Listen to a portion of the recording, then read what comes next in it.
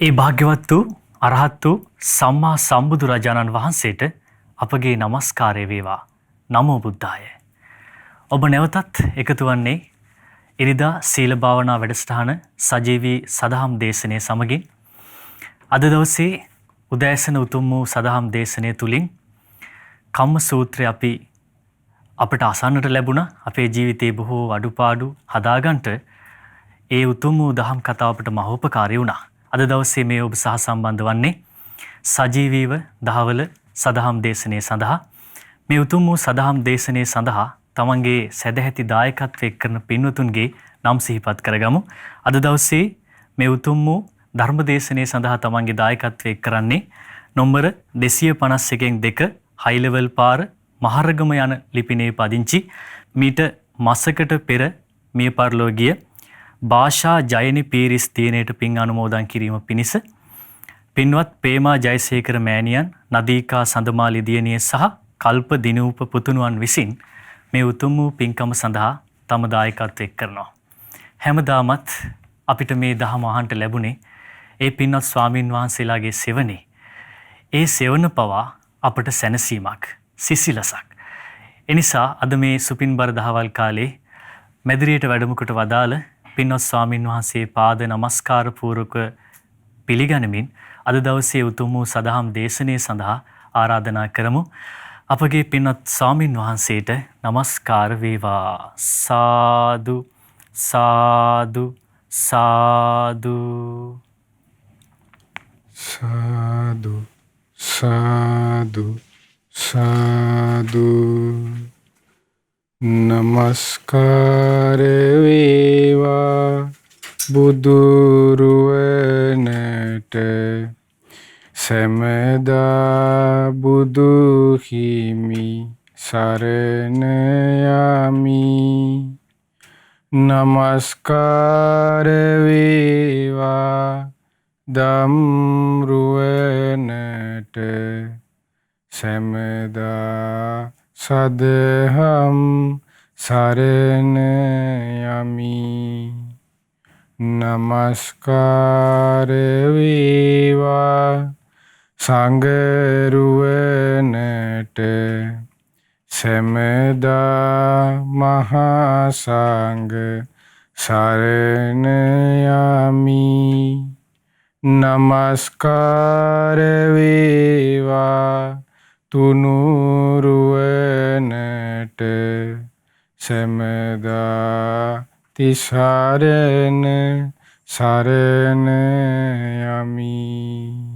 සාදු සාදු සාදු. අපට මේ උතුම් ධර්මය කියා දෙන ගුරු දේවෝත්තම කල්යාණ මිත්‍ර පින්වත් ලොකු ස්වාමීන් වහන්සේට ඔබ අප සියලු දෙනාගේම নমස්කාරය වේවා. සාදු සාදු සාදු. ශ්‍රද්ධාවන්ත පින්වත්නි,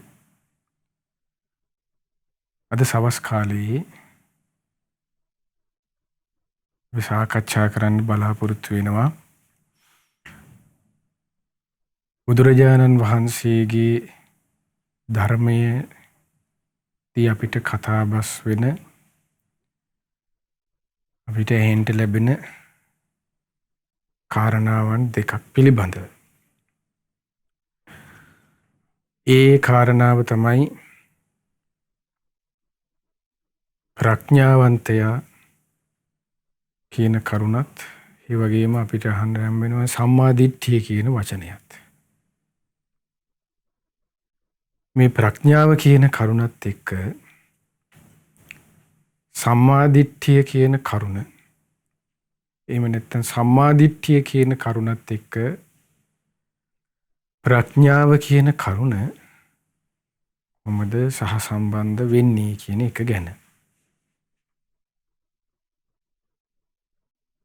එතකොට මේකට හරි ලස්සන දේශනාවක් තියෙනවා. ඒ දේශනාවේ කොටසක් අපි මූලික කරගන්නේ. ඒ තමයි මජ්ක්‍ධිම නිකායේ පළවෙනි පොත් වහන්සේගේ තියෙනවා මහා වේදල්ල සූත්‍රය. වේදල්ල කියලා කියන්නේ ප්‍රශ්නෝත්තර වශයෙන් වෙන ධර්ම සාකච්ඡාවට පාලියෙන් කියන වචනේ. ඒතර බුදුරජාණන් වහන්සේගේ ධර්මය අපි අහලා තියෙනවනේ. විවිධ අයුරින් අපගේ ශ්‍රාවකයන් වහන්සේ දේශනා කළා. එතකොට ඒ ධම්මෙදී ඒ ධර්මය මූලික ආකාර 9කට බෙදනවා. බුදුරජාණන්ගේ බුද්ධ වචනේ. ඒකෙන් ඒ බුද්ධ වචනයන්ගෙන් සමහර කොටස් අයිති වෙනවා. ඒවට කියනවා සූත්‍ර. ඊට පස්සේ ගේය, වෙය්‍යාකරණ, ගාථා, උදාන, ඉතිඋත්තක, ජාතක, අභූත ධම්ම, වේදල්ල වශයෙන්. එතකොට ඔය 9 ආකාරයකට බෙදලා තියෙනවා බුදුරජාණන්ගේ ධර්මය. ඒ 9 ආකාරයට බුද්ධ වචනේ තුල සඳහන් වෙනවා. ඒකට කියන්නේ නවාංග ශාස්ත්‍රු ශාසනය කියලා. බුදුරජාණන් වහන්සේගේ ධර්මයේ ආකාර 9කට. එතකොට දැන් අපි දන්න ඕන අපි ගත්තොත් උදාහරණ විදිහට අපි ධම්මපදයේ කියමුකෝ. ඒතර ධම්මපදයේ ඒ අයිති වෙන්නේ 9 ගාථා කියලා අපි කොටසක් කිය සුත්ත ගෙය්‍ය වෙය්‍යාකරණ ගාථා. ගාථා වලට තමයි ධම්මපදයේ අයිති වෙන්නේ. ඒතර දැන් අද අපි මේ කතා කරන වේදල්ල. ඒතර වේදල්ල කියලා කියන්නේ ධර්ම සාකච්ඡා. ඒ කියන්නේ එක ස්වාමීන් වහන්සේ නමක් අහනවා ප්‍රශ්නයක්. තව ස්වාමීන් වහන්සේ නමක් උත්තර දෙනවා. ඒ ආකාරයට ඒකට කියනවා වේදල්ල.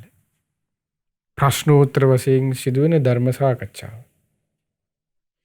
එතකොට ඒ වේදල්ල සූත්‍රයක් තමයි අපි කතා කරන්නේ මහා වේදල්ල සූත්‍රය. මජ්ක්‍ධිම නිකායේ පළවෙනි පොත් වහන්සේගේ තියෙන. එතකොට මේ සාකච්ඡාව සිදුවෙන්නේ කොට්ටිත ස්වාමීන් මහරහතන් වහන්සේත් ප්‍රඥාවෙන් අග්‍රේසර වූ සාරිපුත්ත මහරහතන් වහන්සේත් අතර. කොට්ටිත ස්වාමීන් වහන්සේ සාරිපුත්තයන් වහන්සේගෙන් කොට්ටිතයන් වහන්සේ සාරිපුත්තයන් වහන්සේගෙන් අහනවා මුලින්ම ප්‍රියාස්මතුන් වහන්සේ ප්‍රඥා රහිත කෙනා කියලා කියනවා. ප්‍රියාස්මතුන් වහන්සේ ප්‍රඥා රහිත කියන්නේ කොපමණකින්ද කියලා ඇහුවා. දැන් අපි තුලත් ඔය ස්වභාවයේ ඔය ප්‍රශ්නේ සමහර අයගේ තියෙනවානේ. එතකොට සමහරු කියනවා හරි මෙයා ප්‍රඥාවන්තයි. සමහරු කියනවා නෑ මෙයා ප්‍රඥාවන්ත නෑ මැටි මිනිසෙක්. ඔය විදිහට අපි මිනිසෙයින් අපේ ස්වභාවය අනුව අපේ නිර්ණයන් අනුව අපි බෙදනවා. එතකොට බුද්ධ වචනයේදී පමණයි ප්‍රඥාව කියන කරුණ කතා කරන්න පුළුවන්. ශාස්ත්‍රඥ වහන්සේගේ ධර්මයෙන් පරිබාහිර වෙන තැන්වල ප්‍රඥාව කියන එක නෙමෙයි ඒකට කියන්නේ. ඒවට විවිධ දේවල් කියනවා. ඒකට ඒවල් වලට කියන සමහරට දක්ෂතාවය කියනවා. සමහරලාට ඒකට පාවිච්චි කරන බුද්ධිමත්කම යාගේ කියනවා. ඒ වගේ ස්වභාවයල් තියෙනවා. එයාගේ දැනුම කියනවා. එතකොට ඒ කාරණාවන් වලදී තමයි සාමාන්‍ය විවාහයේදීත් අපි ප්‍රඥාවන්තයි කියලා සමහර පුද්ගලයන්ට කියන්නේ. ප්‍රඥාව කියන කරුණ අයිති බුද්ධ වචනේට විතරයි. ඒක එළියේ කතාවක් නෑ. එතකොට දැන් මේ දේශනාව අහනකොට හිතා ගන්න පුළුවන් ඇත්තටම ප්‍රඥාවන්තයෝ කවුද ප්‍රඥාවන්ත නැත්තේ කවුද කියන එක. එතකොට මේ සමහර අර අපි ඉස්සෙල්ලා කතා කරනකොට අර සමහර අයගේ විවිධ දක්ෂතා ඉගෙන ගන්න දක්ෂයි නම් ඒ ළමයා ප්‍රඥාවන්ත ළමයෙක් නෙමෙයි යාට කියන්නේ. යා දක්ෂ ළමයෙක්, බුද්ධිමත් ළමයෙක්, දැනුමින් යුතු කෙනෙක්. මොකක් හරි කෙනෙක් නව නිපැයුමක් කරන නම් එයා දක්ෂයි. එතකොට ඒවට පාවිච්චි කරන්නේ එහෙම. එතකොට අද මේ තියෙන රටාවත් එක්ක මිනිස්යාගේ විග්‍රහයන් එක්ක තමයි ඔක්කොම අච්චාරු කරගෙන අනාගෙන ඉන්නේ. එතකොට සාරිපුත්ත මහරහතන් වහන්සේ අහනවා කොට්ටිත ස්වාමීන් වහන්සේ කොට්ටිතයන් වහන්සේ ප්‍රඥා රහිත කෙනා ප්‍රඥාව නැති කෙනා කියලා කියන්නේ කොපමණකින්ද ඔන්න ප්‍රඥාව නැහැ කියන එක අඳුරගන්න හැටි. ඒ තමයි සාරිපුත්ත මහරහතන් වහන්සේ දේශනා කරනවා ප්‍රියාස්මතුන් වහන්සේ අවබෝධයක් නැහැ කියන අර්ථයෙන්ුයි ප්‍රඥාව රහිත කෙනා කියලා කියන්නේ කියලා. ඔන්න හොඳට අහගන්න. මොකද්ද සාරිපුත්ත මහරහතන් වහන්සේ දේශනා කරන අවබෝධයක් නැහැ. අවබෝධයක් නැහැ කියන අර්ථයෙන්ුයි ප්‍රඥාව රහිත කෙනා කියලා කියන්නේ.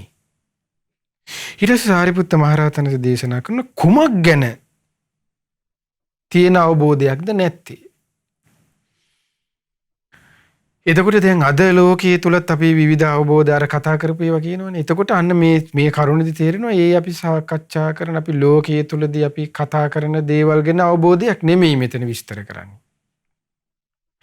සමහරුන්ට අවබෝධය දැන් සමහරු විස්තර කරනවානේ සමහරුන්ට මොකක් හරි එකක් හදා ගන්න පුළුවන් නම් ඔන්න ඒ සම්බන්ධයෙන් යාට අවබෝධයක් තියෙනවා ඒ හරි ප්‍රඥාවන්ත. එහෙම එකක් නෙමෙයි මේ කියන්නේ. ඔන්න අහගන්න. ඒ තමයි කුමක් ගැන තියෙන අවබෝධය නැත්තේ කියන්නේ දුක කියන්නේ මේකයි කියලා එයාට අවබෝධයක් නැහැ. දුක්ඛේ අඥානං.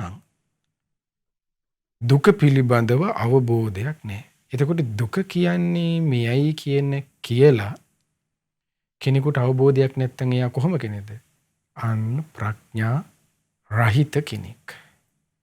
එයා සමහර විට ප්‍රොෆෙසර් කෙනෙක් වෙන්න පුළුවන්. හැබැයි දුක කියන්නේ මොකක්ද කියලා තේරෙන්නේ නැති වෙන්න පුළුවන්. එයාට දැනුමක් තියෙනවා හැබැයි ප්‍රඥාව නැහැ. ඒ විශේෂයෙන් ඔහුට දැනුමක් තියෙයි එයාට ප්‍රඥාව නැහැ. සමහර විට එයා දක්ෂ කෙනෙක්. හැබැයි මේ කරුණ ගැන අවබෝධයක් නැහැ. අන්න එයාට කියන ප්‍රඥාව නැහැ. දක්ෂයි ප්‍රඥාව නැහැ. ඒතර ලෞකික සාමාන්‍ය ලෞකික දෙයකට මේ උතුම් දේ ගැලපෙන්නේ නැහැ. ඊට පස්සේ සාරිපුත්ත මහරහතන් වහන්සේ දේශනා කරනවා කොහොමද දුක කියන්නේ මේකයි කියලා ඔන්න අවබෝධයක් නැත්තම් එයා දුෂ්ප්‍රඥයි. දුකේ හට ගැනීම කියන්නේ මේක කියලා අවබෝධයක් නැහැ. දුෂ්ප්‍රඥෙක්. දුක නැතිවීම කියන්නේ මෙයයි කියලා අවබෝධයක් නැහැ. එහෙනම් දුෂ්ප්‍රඥෙක්. දුක නැති කරන්න තියෙන මාර්ගය මෙයයි කියලා අන්න අවබෝධයක් නැහැ. අන්න ඔය කරුණු හතර දැන් ඔය දුක හට ගැනීම නැතිවීම මාර්ගය ඔය හතරට මොකක් කියලාද කියන්නේ? ඔය හතරට කියන්නේ චතුරාර්ය සත්‍ය ධර්මය. චතුරාර්ය සත්‍ය කියලා. එතකොට ආර්ය සත්‍ය සතර පිළිබඳව අන්න ඒ කෙනාට අවබෝධයක් නැති නිසා කියනවා අන්න ඒ කෙනාට ප්‍රඥා රහිත කෙනා කියලා සාරිපුත්ත මහරහතන් වහන්සේ දේශනා කළා. එතකොට එහෙනම් එයාට අවබෝධයක් නැත්තේ දුක ගැන. එතකොට දුක කිව්වේ මොකක්ද? ඉපදීම දුකයි. ලෙඩවීම දුකයි. වයසට යෑම දුකයි. මරණය දුකයි. ඊට පස්සේ ජාති ජරා ව්‍යාධි ඒ වගේ අවබෝධයක් නැහැ. ඊට පස්සේ කායික දුක, මානසික දුක, සුසුම් හෙලීම, ප්‍රියයන්ගෙන් වෙන්වීම කියන්නේ දුකක්, අප්‍රියයන් සමග එකතු වීම කියන්නේ දුකක්, කැමති දේ නොලැබීම කියන්නේ දුකක්. සංක්ෂේපයෙන් කිව්වොත් පංච උපාදානස්කන්ධයේ දුකක් කියන කරුණ ගැන එයාට අවබෝධයක් නැහැ. ඊට පස්සේ සාරිපුත්ත මහරහතන් වහන්සේ දේශනා කරන්නේ ඒ දුක හට ගැනීම ගැනත් එයාට අවබෝධයක් නැහැ කියලා. ඒතර දුක් කිව්වේ මොකක්ද? දුක කිව්වේ මොකක්ද? අන්න අර කියපු දේවල් හටගන්නේ කොහොමද? ඇති උනේ කොහොමද කියන එක ගැන. ඉපදීම ඇති උනේ කොහොමද? වයසට යෑම ඇති උනේ කොහොමද? ලෙඩවීම ඇති උනේ කොහොමද? මරණය ඇති උනේ කොහොමද? ශෝකය ඇති උනේ කොහොමද? පරිදේවය ඇති උනේ කොහොමද? කායික දුක ඇති උනේ කොහොමද? මානසික දුක ඇති උනේ කොහොමද? කැමති දේ වෙන්වීමේ දුක ඇති උනේ කොහොමද? අප්‍රිය වස්තුන් හා ප්‍රිය පුද්ගලයන් සමග එකතු වීමේ දුක ඇති උනේ කොහොමද? ප්‍රිය පුද්ගලයන් හා ප්‍රිය වස්තුන්ගෙන් වෙන්වීමේ දුක ඇති උනේ කොහොමද? සංක්ෂේපයෙන් කිව්වොත් පංච උපාදානස්කන්ධ දුක ඇති උනේ කොහොමද කියන කරුණ ගැන අන්න යාට ඒ කරුණු හටගත්තේ කොහොමද කියලා අවබෝධයක් නැහැ. ඒකයි මේ විස්තර කරන්නේ. ඊට පස්සේ ඒ කියපු දුක් නැති වුණේ නැති වෙන්නේ කොහොමද? ඒ දුක නැතිවීම නිසා සාක්ෂාත් වෙන දෙයක් තියෙනවා කෙනෙකුට. ආන්නේ ගැන ඔහුට අවබෝධයක් නැහැ. ඊළඟට තමයි ඒ දුක් නිරුද්ධ කරන්න තිබෙන මාර්ගය ගැන ඔහුට අවබෝධයක් නැතිකම.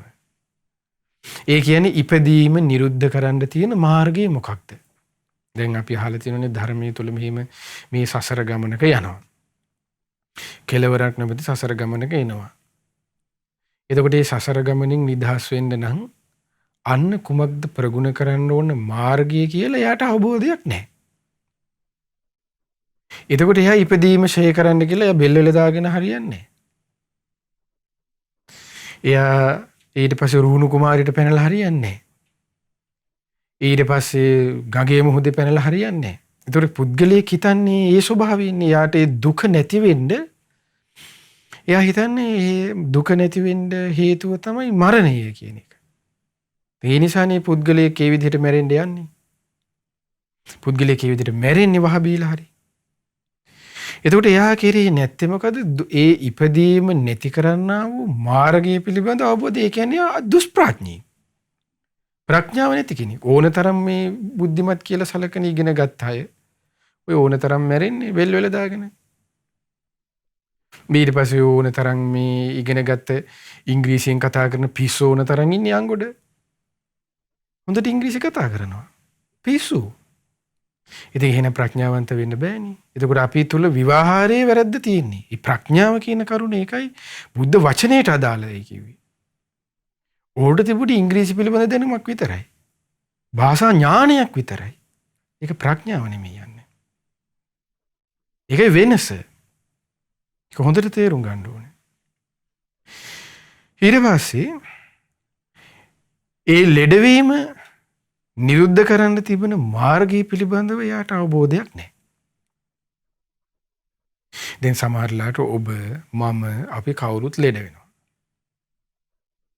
එතකොට අපිට ලෙඩවීම අපි හැමෝටම අපි අකමැතිනේ. මම වුණත් අකමැතියි ලෙඩ වෙනවට. ඔබ වුණත් අකමැතියි ලෙඩ වෙනවට. ඒක ලෝක සත්වයාගේ ස්වභාවයක්. ඒක ලෝක සත්වයාගේ කැමැත්ත. කවුරුත් දුකට අකමැතිනේ. එතකොට ඒ ලෙඩවීමෙන් නිදහස් වෙන්න නම් ඒට අකමැති නම් ඒ නිරුද්ධ කරන්න තිබෙන මාර්ගයක් තියෙනවා. එතකොට ඒ මාර්ගය ගැන අන්න යාට අවබෝධයක් නැහැ. එතකොට ඒ මාර්ගය ගැන අවබෝධයක් නැති නිසා තමයි අන්න කෙනෙක් ඒ ලෙඩවීම නිරුද්ධ කරන්න ඕන, ලෙඩවීමෙන් නිදහස් වෙන්න ඕන කියලා කෙනෙක් විවිධ මාර්ග ඔස්සේ යන්නේ. එයා එක්ක කේන්දරයට යනවා, එයා එක්ක නැකත් බලිතොවිල් වලට යනවා, එක්ක මොනවා හරි සමයන් වලට කෙනෙක් යනවා. එතකොට ඒ යවෙන්නේ ඇයි? එයාගේ ඒක හේතුව ප්‍රඥාව නැතිකම අන්න ඒකට කියන්නේ. ඒතර ප්‍රඥාව නැහැ යාට. ඒ දුෂ්ප්‍රඥකමින් ඒ අවිද්‍යාවෙන් අන්නෝ හසුරවනවා. ඒක පුද්ගලයාගේ වැරද්දක් නෙමෙයි ඉතින්. ඒක පුද්ගලයාගේ තියෙන අවිද්‍යාවේ දුෂ්ප්‍රඥකමේ ස්වභාවය. දැන් සමහර සාමාන්‍ය විවාහයේ තියෙන අපි ඒ කරුණ අයින් කරමුකෝ. ඒකල සාමාන්‍ය විවාහයේ මිනිස්සෙක් වැරද්දක් කරාට පස්සේ අපි කියන්නේ මෝඩයි කියලා ඉතින් ඔය යකා ගහලා මරන්නද කියලා අපි සාමාන්‍යයෙන් මිනිස්සයා ගැන අපි උපේක්ෂාවටපත් වෙන්නේ. අන්න ඒ වගේ ඉතින්. එතකොට එයාගේ තියෙන මෝඩකමට ගොංකමට ඒ පැත්තේ ගියාට ඉතින් ඒක ඉතින් කරන්න දෙයක් නෑ. ඒක දුෂ්ප්‍රඥයාගේ ස්වභාවයනේ. ඒකේ දුෂ්ප්‍රඥකමේ ආදීනවය. ඉතින් ඒ නිදහස් වෙන්නයි බුදුරජාණන් වහන්සේගේ ධර්මයේ තුල බුදුරජාණන්සේ මාර්ගය දේශනා කරන්නේ. ඊට පස්සේ වයසට යෑමෙන් නිදහස් වීම. මාර්ගයක් තියෙනවා. ඒ මරණයෙන් නිදහස් වෙන්න මාර්ගයක් තියෙනවා. දැන් සමහර ඕන තරම් කොච්චර ඉන්නවද? මරණයෙන් මාව ගලව ගන්න කියලා කොච්චර අහසට අත් දෙක ඔස්සගෙන කෑ ගහන අය ඕන තරම් ඉන්නවද? මරණයෙන් මාව ගලව ගන්න කියලා. මාට ස්ථිර විමුක්තියක් ලබා දෙන්න කියලා. එතකොට එයා හිතන් ඉන්නේ ඒ ක්‍රමය අනුවයි කියලා. නමුත් තථාගතයන් වහන්සේ තමයි දේශනා කළේ මරණයෙන් නිදහස් වෙන්නත් මාර්ගයක් තියෙනවා. ප්‍රගුණ කළ යුතු, පුරුදු කරන්න ඕන. ඊට පස්සේ කැමති දේ නොලැබීමේ දුක් අප කරා එනකොට ඒ සමස්ත දුකෙන් නිදහස් වෙන්න අන්න මාර්ගයක් තියෙනවා. ආනේ මාර්ගය බුදුරජාණන් දේශනා කළා නමක් ඒකට කියනවා දුක්ඛ නිරෝධ ගාමිනී පටිපදාව. දුක නිරුද්ධ කරන මාර්ගය කියලා. මොකක්ද? ආර්ය අෂ්ටාංගික මායමේව අරියෝ වට්ටංගිකෝ මග්ගෝ. ආර්ය අෂ්ටාංගික මාර්ගයයි.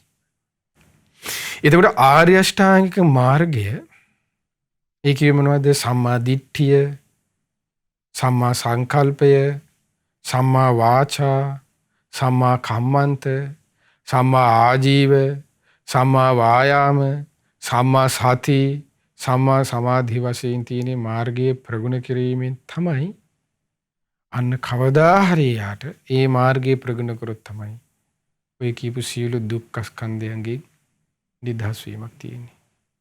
නැත්නම් ඒ තාකයට දුක තුල ඉඳී. එයා දුකින් දුකටම ඒ කරයයි. එයා දුකින් නිදහස් වෙන්න ඕන කියලා විවිධ මාර්ග ඔස්සේ විවිධ ක්‍රම ඔස්සේ යයි.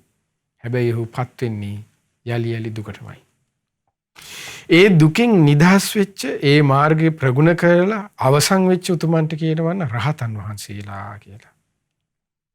ඒ මාර්ගයේ හික්මෙන උතුමන්ට කියනවා සේක උතුමන් වහන්සේලා. අනාගාමි, සකදාගාමි, සෝවාන්, ශ්‍රද්ධානුසාරී, ධම්මානුසාරී උතුමන් වහන්සේලා. ඒ බුදුරජාණන්සේගේ ශ්‍රාවකයින් වහන්සේලා. භික්ෂු භික්ෂුණී උපාසක උපාසිකා වශයෙන්. එතකොට මේ භික්ෂු භික්ෂුණී උපාසක උපාසිකා කියලා ප්‍රතිඥා දීලා සිටින පිරිසට බුද්ධං සරණං ගච්ඡාමි ප්‍රතිඥා දෙනවා කියලා කියන්නේ අර මේ අපි ඉස්කෝලේ වගේ ඊට පස්සේ නැත්නම් මොකක් හරි ආයතනයකට බැඳුනට පස්සේ නැත්නම් හමුදාවට බැඳුනට පස්සේ වගේ අර ප්‍රතිඥා දෙන සිස්ටම් එක නෙමෙයි මේ අත මෙහෙම උස්සගෙන ප්‍රතිඥා දෙන එකක් නෙමෙයි බුදුරජාණන්සේ ප්‍රතිඥාව කියලා කියන්නේ. ඒතර බුදුරජාණන්සේ ප්‍රතිඥා දෙනවා කියන්නේ දැන් ඒ තමයි බුද්ධං සරණං ගච්ඡාමි, ධම්මං සරණං ගච්ඡාමි, සංඝං සරණං ගච්ඡාමි කියලා කියන්නේ මේ බුදුරජාණන්සේට දුන්න ප්‍රතිඥාවයි. ඒතර බුදුරජාණන් වහන්සේ ධර්මය සංඝයා සරණ යනවා කියලා එහෙම කියන පිරිසකට ඒ දුකින් නිදහස් වෙන්න ඒ පිරිස ප්‍රගුණ කරන්න ඕන මාර්ගය ආර්ය අෂ්ටාංගික මාර්ගයයි. එතකොට මේ ප්‍රතිඥාව දීලා සිටින ඒ සරණ ගිහිල්ලා සිටින පිරිස වෙන මාර්ග ඔස්සේ දුකින් නිදහස් වීමක් කරා යනවන්නම් ඔහුගේ සරණ, ඔහුගේ ප්‍රතිඥා, ඔහුගේ සියල්ල අහුසි. දැන් ඔබ වැඩ කරන ආයතනයේ කරේ ඔබ වැඩ කරන තැන කරේ ප්‍රතිඥාවට විරුද්ධව කටයුතු කළොත් ඔබට දඬුවම් ලැබෙනවනේ. ඒතොර ඒකට වැරදි ලෙස කටයුතු කරපු නිසා. ශ්‍රාස්තුන් වහන්සේගේ දඬුවමක් නැහැ. නමුත් ශ්‍රාස්තුන් වහන්සේගේ ප්‍රතිඥාව දීලා එයින් වෙන්නේ ඔහුට කර්මයක් රැස් වෙන එකයි. ඒ කර්මයෙන් ඔහු අරන් යනවා දුගතියකට. අන්න ඒකයි එයින් තිබෙන භයානකකම. ඒතර මෙන්න දුෂ්ප්‍රඥයි කියන එකේ තේරුම. ප්‍රඥාව රහිතයි කියන කරුණ. ඊට පස්සේ කොට්ටිත ස්වාමීන්ද්‍රයන් වහන්සේ අහනවා, කොට්ටිතයන් වහන්සේ අහනවා, ප්‍රියාසුතුන් වහන්සේ ප්‍රඥාවන්තයා කියලා කියනවා. ප්‍රියාසුතුන් වහන්සේ ප්‍රඥාවන්තයා කියලා කියන්නේ කොපමණකින්ද? ඔන්න සාරිපුත්ත මහරහතන් වහන්සේ දේශනා කරන ප්‍රියාසුතුන් වහන්සේ අවබෝධ කරනවා කියන අර්ථයෙන්ුයි ප්‍රඥාවන්තයා කියලා කියන්නේ. අවබෝධ කරන්නේ මොකක්ද? දුක කියන්නේ මේකයි කියලා අවබෝධ කරනවා. මේක තමයි දුකේ හට ගැනීම කියන්නේ කියලා අවබෝධ කරනවා. මේක තමයි දුකේ නැතිවීම කියන්නේ කියලා අවබෝධ කරනවා. මේක තමයි දුක නැතිවන්නා වූ මාර්ගය කියලා අවබෝධ කරනවා. ප්‍රියාසුතුන් වහන්සේ අවබෝධ කරනවා කියන අර්ථයෙන්ුයි ප්‍රඥාවන්තයා කියලා කියන්නේ. ඔන්න සැබෑ ප්‍රඥාවන්තයා කියලා කියන්න පුළුවන් ස්වභාවය. එතකොට මේ ඇත්තම බැලුවොත් මේ බුද්ධ ශාසනය අපි විවාහාරයේ තුලදී අපිට ප්‍රඥාවන්තයා කියලා කාටද කියන්නේ? ඒකාන්තයෙන් පුළුවන් වෙන්නේ ඒ මහරහතන් වහන්සේලාටත් ඒ මගපරලාභී උතුමන් වහන්සේලාටත් පමණයි. ඒ සත්‍ය ඥාන, කෘත්‍ය ඥාන, කෘතඥානෙහි පිහිටා සිටින උත්තමයෝ. එතකොට මේ උත්තමයන් තමයි දැන් මෙතන තියෙන කොහොමද? අවබෝධ කරන කුමක්ද අවබෝධ කරන්නේ? ආර්ය සත්‍ය හතර. චතුරාර්ය සත්‍ය අවබෝධ කරලා අවසන්. දුක නම් ආර්ය සත්‍ය තියෙන්නේ කුමක් කරන්නද? ඒ කියන්නේ ඉපදීම, ලෙඩවීම, මරණය, ශෝක, පරිදේව, දුක් දුම්නස් සුසුම්හෙලි. බුදුරජාණන් දේශනා කළේ දුක තිබෙන්නේ අවබෝධ කරන්නයි. ඊට පස්සේ දුකේ හට ගැනීම තියෙන්නේ ප්‍රහාණය කරන්නයි. දුකේ නිරෝධය තියෙන්නේ සාක්ෂාත් කරන්නයි. දුක්ඛ නිරෝධ ගාමිනී පටිපදා මාර්ගයේ ආර්ය අෂ්ටාංගික මාර්ගයේ තියෙන්නේ ප්‍රගුණ කරන්නයි. ඒ කියන්නේ පුරුදු කරන්නයි. එතන සම්මා දිට්ඨිය ඒ කියන්නේ ඇති කරගන්න. සම්මා සංකල්පය ඇති කරගන්න. සම්මා වාචා ඇති කරගන්න. සම්මා සංකල්පය ඇති කරගන්න. සම්මා කම්මන්තය ඇති කරගන්න. සම්මා ආජීවය ඇති කරගන්න. සම්මා වායාමයෙන් යුතු වෙන්න. සම්මා සතියෙන් සම්මා සමාධියෙන් යුතු වෙන්න. ඒ පුරුදු කරගන්න, ඒ ඇති කරගන්නයි. එතකොට ඒකයි ශ්‍රාස්තුන් වහන්සේ දේශනා කළේ. එතකොට මේ කරුණෙන් ඔන්න තේරුම් ගන්න පුළුවන් ප්‍රඥාවන්තයාත් දුෂ්ප්‍රඥයි කියන්නේ කුමක්ද කියලා. එතකොට දුක ඇති උනේ අර කීප දුක් ඉපදීම, ලෙඩවීම, මරණය, ශෝක, ඊට පස්සේ සුසුම්හෙලීම්, කායික දුක්, මානසික දුක්, ප්‍රියයන්ගෙන් වෙන්වීම, අප්‍රියයන් සමග එකතු වීම, කැමති දේ නොලැබීම, ඔය කියන දුක් වට කියවන දුක කියලා. ඒ දුක් ඇති උනේ හේතුවක් ඇති කල්ලි. ඒක තමයි දුක්ඛ සමුදය ආර්ය සත්‍ය. සමුදය කියන පාලි වචනේ තේරුම තමයි හේතුව කියන්නේ. හටගන්න හේතුව. හට ගැනීම කියන එක. සමුදය කියන වචනේ තේරුම. එතකොට දුකේ සමුදය අර කියපු දුක් හටගන්න හේතුව. ඉපදීම හටගන්න හේතුව. ලෙඩවීම හටගන්න හේතුව. වයසට යාමට හේතුව. මරණය හටගන්න හේතුව. කායික පීඩාවට, මානසික පීඩාවට, සුසුම් හෙලීමට, ප්‍රියයන්ගෙන් වෙන්වීමට, අප්‍රියයන් සමග එකතු වීමට, කැමති දේ නොලැබීමට අන්න හේතුව. ඒකයි දුක්ඛ සමුදය ආර්ය සත්‍ය. දුක හටගන්න හේතුව. බුදුරජාණන් වහන්සේ දේශනා කළා කුමක්ද? ඒ තමයි තණ්හාව කියන කරුණ. බුදුරජාණන් දේශනා කළේ ඒ තණ්හාව යායන් තණ්හා පෝනෝ භවිකා නන්දි රාග සහගතා තත්ත තත්‍රාභි නන්දිනී.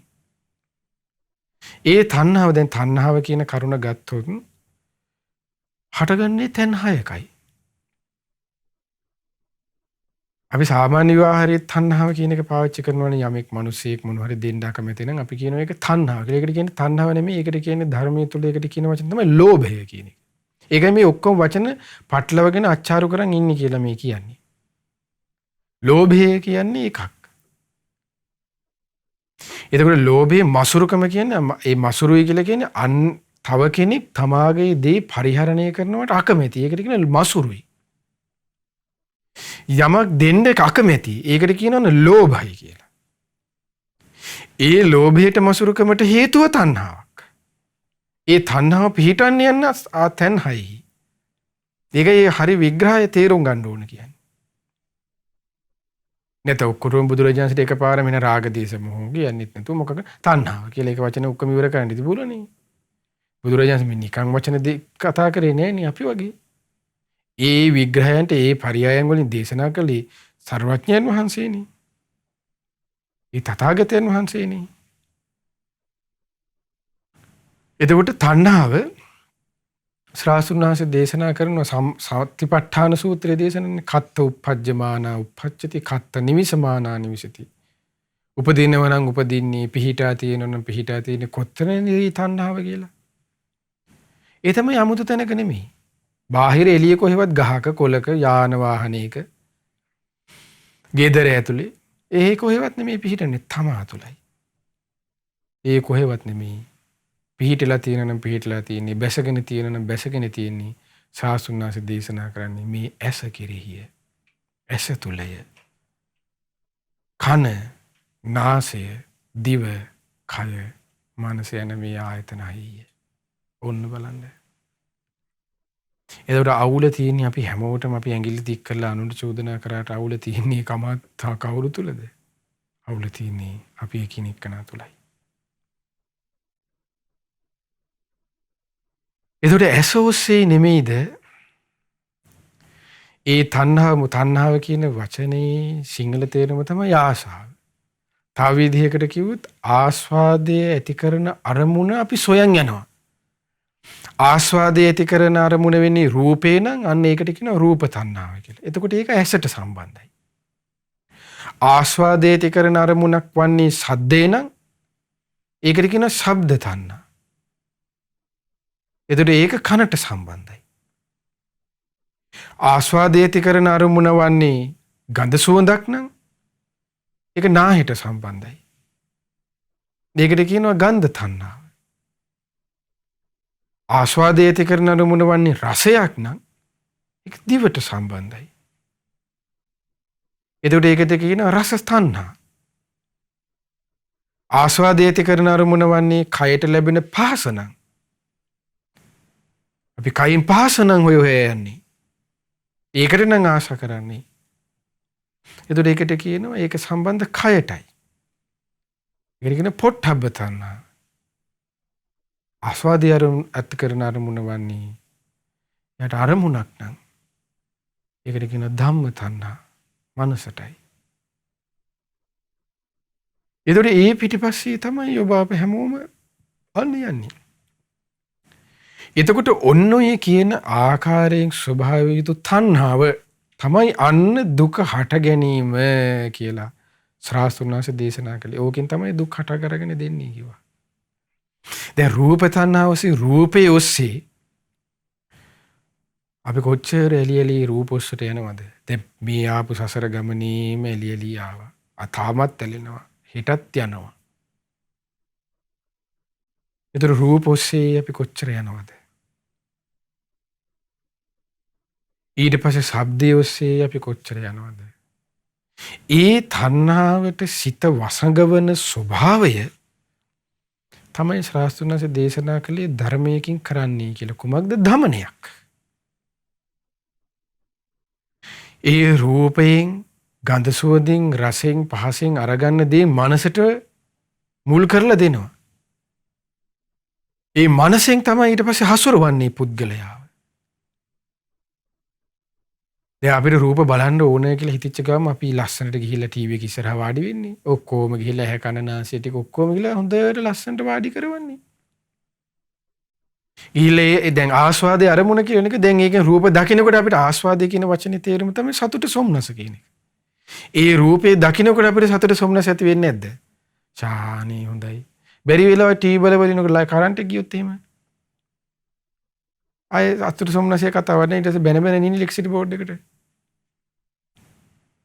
එතකොට අන්නේ ඒකයි අපි තුල තිබෙන ඒ ස්වභාවයන්. ඒයින් හසුරුවන මිනිසයා ගන්නට ඒ පුද්ගලයාගේ අකුසලින් එයා හසුරුවනවා. මේ කියන මගේ ඔබේ අපි හැමෝගෙම තියෙන මේ අභ්‍යන්තර රටාව මේ. ඉස්සෙල්ලා මේ රටාවකින් යුක්තයි කියලා තේරුම් ගන්න ඕනේ. මේකේ නිදහස් වෙන්න නම්. එතකොට මේ වගේ අර්බුදයක ඉස්සෙල්ලා මිනිස්සෙක් තේරුම් ගන්න ඕනේ මම මේ වගේ අවුලක මේ වගේ ගොංකම් මං කරනවා කියලා තේරුම් ගත්තොත් මේ මිනිස්සට ගොංකම් ටික තේරුම් ගත්තොත් මේ ගොංකම් වලින් නිදහස් වෙන්න පුළුවන් වෙන්නේ. මම දන්නේ නැහැ. මම තව ඉගෙන ගන්න ඕන. මම තව පුරුදු කරන්න ඕන කියලා එයාට යම්කිසි තේරීමක් තියෙනවනේ. මාන්නෙට ඔලුව දුම්මගෙන ගියාට හරියන්නේ නැහැ. අද මනසින් නෙමෙයි අද මිනිස්සු බුද්ධියෙන් නෙමෙයි කටයුතු කරන්නේ ඇඟෙන්නේ. ඔළුවෙන් නෙමෙයි කටයුතු කරන්නේ ඇඟෙන්. ඇඟෙන් යන්න බෑ. ඒතර ඒකයි. එතකොට මේ වගේ අඩුපාඩු මේ වගේ ස්වභාවයන් මා තුළ තියෙනවා කියලා කෙනෙක් තේරුම් ගත්තොත් එයාට පුළුවන් ඉන්නේ එහෙනම් මේ වගේ මගේ ෆෝල්ට් තියෙනවා මේවා මං හදා ගන්න ඕන. ඒ තමන්ගේ අඩුපාඩු තමන්ගේ වැරදි ටික තමන් දැනගත්තොත් තමන් එයා ටික ටික හරි කෙනෙක් උත්සාහ කරන්නේ. එතකොට ඒ පුද්ගලයාට බුදුරජාණන්සේගේ ධර්මයේ තුල කියනවා ඒත් ප්‍රඥාවන්ත කෙනෙක් කියලා. එහෙම නැතුව තමන් හැමෝම මේ ගොඩාක් අය හදන්නේ මේ බණ පොඩ්ඩක් ඉගෙන ගත්ත ගමන්ම හැමෝම හිතන්නේ සාරිපුත්ත මහරහතන් වහන්සේට එහා තමන් ප්‍රඥාවන්තයි කියලා. මේ පොඩ්ඩක් සීලයක් දහමක් කරගෙන මේ බණ විනය පොතක් කියපු ගමන් හැමෝම හිතන්නේ උපාලි මහරහතන් වහන්සේට එහා තමන් විනයදරයි කියලා. ඒවා ඒ සිස්ටම් හරියන්නේ. ඒක හරියන්නේ මාන්නයට. ඒක හරියන්නේ උඩුකමට. ඒ ඔස්සේ ගිහිල්ලා ඔහු තවත් තණ්හාව තුල බැසගෙන ලාභ සත්කාරය ඔස්සේ බැසගෙන මෙතින් දුක දිගට යනවා. එච්චරයි වෙන්නේ. තමගේ සැබෑ සාමාන්‍ය විවාහය තුලත් තියෙනනේ පොළවේ පහ ගහලා හිටපන් කියලා. අන්න පොළවේ පහ ගහලා ඉඳි ඉස්සලා දැනගන්න ඕනේ. ඒකයි. එතකොට ඒ ආයතන හයට තමයි අන්න ඒ තණ්හාව එකතු වෙලා තියෙන්නේ. ඒ තණ්හාව ඒ සමුදය දුක ඇති කරන්නා වූ කාරණාවන් ඒ තණ්හාවේ ස්වභාවය ශ්‍රාස්තුනාසී ඊට පස්සේ දේශනා කරනවා කොහොමද? ආස්වාදයෙන් ඇලෙන්නා වූ ඒතන සතුටින් පිළිගන්නා වූ පුනර්භවය ඇති කරන ස්වභාවයක් ඒ රූප තණ්හාවට, ශබ්ද තණ්හාවයි, ගන්ධ තණ්හාවේ, රස තණ්හාවේ, පොට්ටබ්බ තණ්හාවේ, ධම්ම තණ්හාවේ තියෙනවා කියලා ශ්‍රාස්තුනාසී දේශනා කළා. ඔන්න බලන්න. එතකොට මේ රූපය තුල තියෙන ආස්වාදයේ ඇති කරන යායන් තණ්හා පෝනෝ භවිකා පුනර්භවය ඇති කරන ස්වභාවය. ඒ කියන්නේ අපි රූපයට ඇලිච්ච ගමන් අපිට නැවත උපතක් සකස් වෙලා. පුනර්භවය කියන්නේ නැවත භවයක් කියන එක. ඒක සිංහල තේරුම. නැවත උපතක්. කොහොමද අපි මේ ඒකනේ අපි මේ හිතාගෙන හිටියට අපි මේ කාලා බීලා හිටියට අපි මැරිච්ච ගමන් අපිට ඉපදෙනවා හෝ නෑ කියලා හෝ හිතුණා හෝ විශ්වාස කළා හෝ නෑ කියලා හෝ තිබුණට නැවත ඉපදෙනවනේ. ඒ පුනර්භවය ඇති කරන ස්වභාවයෙන් යුක්තයි. එයා කුමන ආගමක කුමන ජාතියක කුමන තැනක කුමන කෙනෙක් වුණත් ඒ ස්වභාවයට ඔහු යටත්. ඒ නිදහස් වීමක් එයාට නැහැ. එතකොට මේ රූප තණ්හාව තුළ තියෙන ආස්වාදයෙන් ඇති කරනා වූ ස්වභාවය. ඒතන සතුටින් පිළිගන්නා වූ ස්වභාවය. අනේකේ ආස්වාදය කිව්වේ. සතු ආස්වාදය කියන වචනේ සිංහල තේරුමනේ සතුට සහ සොම්නස කියන එක. අපි සතුටින් පිළිගන්නා වූ ඒ රූපයේ කෙරේ අපිට සතුට සොම්නස ඇති කරන්නේ නැද්ද? ඒ ශබ්දය තුල අපිට සතුට සොම්නසක් නැද්ද? ඒ සතුට සොම්නස තිබෙන නිසානේ අපි මේ ශබ්දේ හොයන් යන්නේ. එක්කේ රූපේ හොයන් යන්නේ. ඒ රූපේ දැකලා අපි සතුටක් සොම්නස කරපුවා. ඒ රූපේ දකින්න තිබුණ නැත්තම් ඒ සතුට සොම්නස නැතිවීම නිසා අපි ආය ශෝක කරන්නේ නැද්ද? අපි මෙහි රත් වෙන්නේ නැද්ද මොනවා වුණාද දන්නේ නැහැ. එතකොට ඒ සියල්ල දුරු කරා කියන මේ සිතක ස්වභාවය අපිට හිතා ගන්නවත් පුළුවන් දේ සිතක දියුණුව කියන එක. එතකොට ඒ ආස්වාදයෙන් ඇලෙන කාරණාවට තමයි අපි කියන්නේ සාමාන්‍යයෙන් බැඳීම් කියලා. දැන් සමහර වෙලාවට ඔබ පවා ඇවිල්ලා කියන්නේ අපි බැඳීම් වලට අහු වෙලා ඉතින් ඒ ආස්වාදයේ අරමුණට අහු වෙලා කියන එක තමයි කියන්නේ. අපි බැඳීම් වලට අහු වෙලා අපිට නිදහස් වෙන්න විදිහක් නැහැ. මගේ පන්සල කියලා මම බැඳීම් වලට අහු වෙලා හාමුදුරු ගොල්ලෝ. ඉතින් හාමුදුරු එහෙන් අහු වෙලා. ඊට පස්සේ ගිහියෝ එහෙන් ගෙවල් වලට අහු වෙලා ඔක්කොම බැඳීම් තමයි. මොන වචනේ බැඳීම කියලා කතා කරත් ගිහි පැවිදි කියලා කවුරු කතා කරේ ඒ තුල තියෙන්නේ තණ්හාවයි. ඒ ආස්වාදයේ අරමුණට අනුව ඔහු ගානට අරගෙන යනවා. ඒකයි මේකේ තියෙන අනතුර. ඒතකොට ඒ නිදහස් වෙන කියන එකක් ඉතින් විදර්ශනාවෙන් පුරුදු කරලා ගුණයක් ඇතුව පුරුදු කරනවා කියන එක ඉතින් හරි සියුම්. ඒක කෙනෙක් අහිංසකව පුරුදු කරගත යුතු දෙයක්. එතකොට මේ ස්වභාවය තේරුම් ගන්නවා කියන්නේ ඒක නා කොච්චර නිහතමානීද? ඒ කෙනාගේ තුල එතකොට මාන්නයක් කියන කරුණ තුල තිබෙන්නේ අපි හොඳට බැලුවොත් බැඳීමක් නේ. ද්වේෂය කියන කරුණ තුලක් තියෙන්නේ එතකොට බැඳීමක් නේ. මෝහය කියන කරුණ තුල තිබෙන්නේ බැඳීමක් නේ. රාගය කියන කරුණ තුල කොහොමද බැඳීම තියෙනවා කියන එක අපිට ඕලාරික අපිට ගුරුසුට ඕන කෙනෙකුට සරලව තේරෙනවනේ. ඒකයි මේ දුකට හේතුව තණ්හාව කියන එක දේශනා කළේ. පෝනෝ භවිකා පුනර්භවය ඇති කරන ආස්වාදයෙන් ඇලෙන ඒ තැන සතුටින් පිළිගන්න. ඒ දේ අපි ග්‍රහණය කරගන්නවා කියනවා. දැන් බලන්න ඒ දේ සතුටින් පිළි ඇසට පෙනෙන ප්‍රියමනාප රූපය කියලා ගත්තොත්. එතකොට දැන් සරලව තේරුම් ගත්තොත් ඔන්න හිතන්නකෝ අපි සරලව අද වර්තමානයේ තුල ඔන්න හිතමුකෝ මෙහෙම ඔන්න ඇසට පෙනෙන ප්‍රියමනාපී හිතමු කඩ ළමයෙක් ඉන්නවා කියලා. ඔන්න ඒ අවුරුදු 5ක් ආදරය කරනවා. ඒ මිනිස්සේ හරි කෙල් හරි මැරෙනවා. දැන් ඉන්න කාලේ තුල කොහොමද කියන්නේ ඔබට මා විතරයි මා ඔබට විතරයි එක මොනවා හරි කියලා කියනවා ජෝඩු ඉන්නවනේ ඉතින් ඒ ඉන්න කාලේ තුල. ඒතර ඉඳලා ඒ කෙල් හරි කොල් හරි මැරෙනවා. ඊට පස්සේ කොහෙන් හරි තව හොඳ කෙනෙක් දැක්කලා පොඩ්ඩක් එහෙම මේ වෙලා අඟරදඟර පාලා මේ වෙච්ච ගාම අර කලින් ඔබට මා විතරයි ඒ සින්දුවම කාටද? ඊළඟ එක්කනට. එතකොට මේක තමයි මේ ස්වභාවය ඇත්තටම. ඒක මේ තන්න ඒක තමයි ප්‍රිය ආස්වාදය ඇති කරන අරමුණේ තියෙන හැටි. ඒ දේ සතුටින් පිළිගන්නවා. රූප ඔස්සේ ගත්තත්. දැන් අපි හිතන්නකෝ වැඩසටහනක් කියලා ටීවී එකේ වැඩසටහනක්ම කියමුකෝ. ඔන්න මේ කතාව තියෙනවා. එතන මේක ඒක කතාවක් යනකම් ඒකට හොඳට බත් එකයි පිගානයි කරපිංචයි ඔක්කොම කනවා. ඒක බල කනවා කියමුකෝ. එතකොට ඒකට තමයි ඒ කාලේ තුල. ඒ කතාව ඉවරලා ඔන්න අලුත් එකක් ආව කියමු පබා හරි බබා හරි මොකා හරි කියලා. ඔන්න දැන් ඒක බලනවා ඊට පස්සේ. එතකොට අරක ඉවරයි. ඒතර දැන් පබාට තමයි ඇලිලා ඉන්නේ. ඒකයි මේ අපේ තුල තිබෙන මේ අනතුර අපි එක එකනා හොඳට තේරුම් ගන්න ඕනේ. ඒ තේරුම් ගත්තොත් තමයි යම්කිසි කෙනෙකුට මේකෙන් ගැලවෙන්න ඕන කියලා හරි හිත ඇති වෙන්නේ. නැත්තම් මෙහෙම එකක අප්පාමම පැටලලා ඉන්නවනේ කියලා චුට්ටක් හරි හිතෙන්නේ. ඒකයි. ඒ શબ્දේ ගත්තොත් එහෙම දැන් එකම ගායකයා කියලා අපි හිතමුකෝ. අපිට ඔන්න අපි හැමෝටම අපිට ප්‍රියමනාප ගායකයෙක් ඉන්නවා කියමු. ඔන්න එයාගේ අලුත් ඇල්බම් එක එනවා. සින්දු එනවා කියමු. එතකොට ඒකම රින්ගින් ටෝන් එකට දාගන්නේ ෆෝන් එකේ ඒක.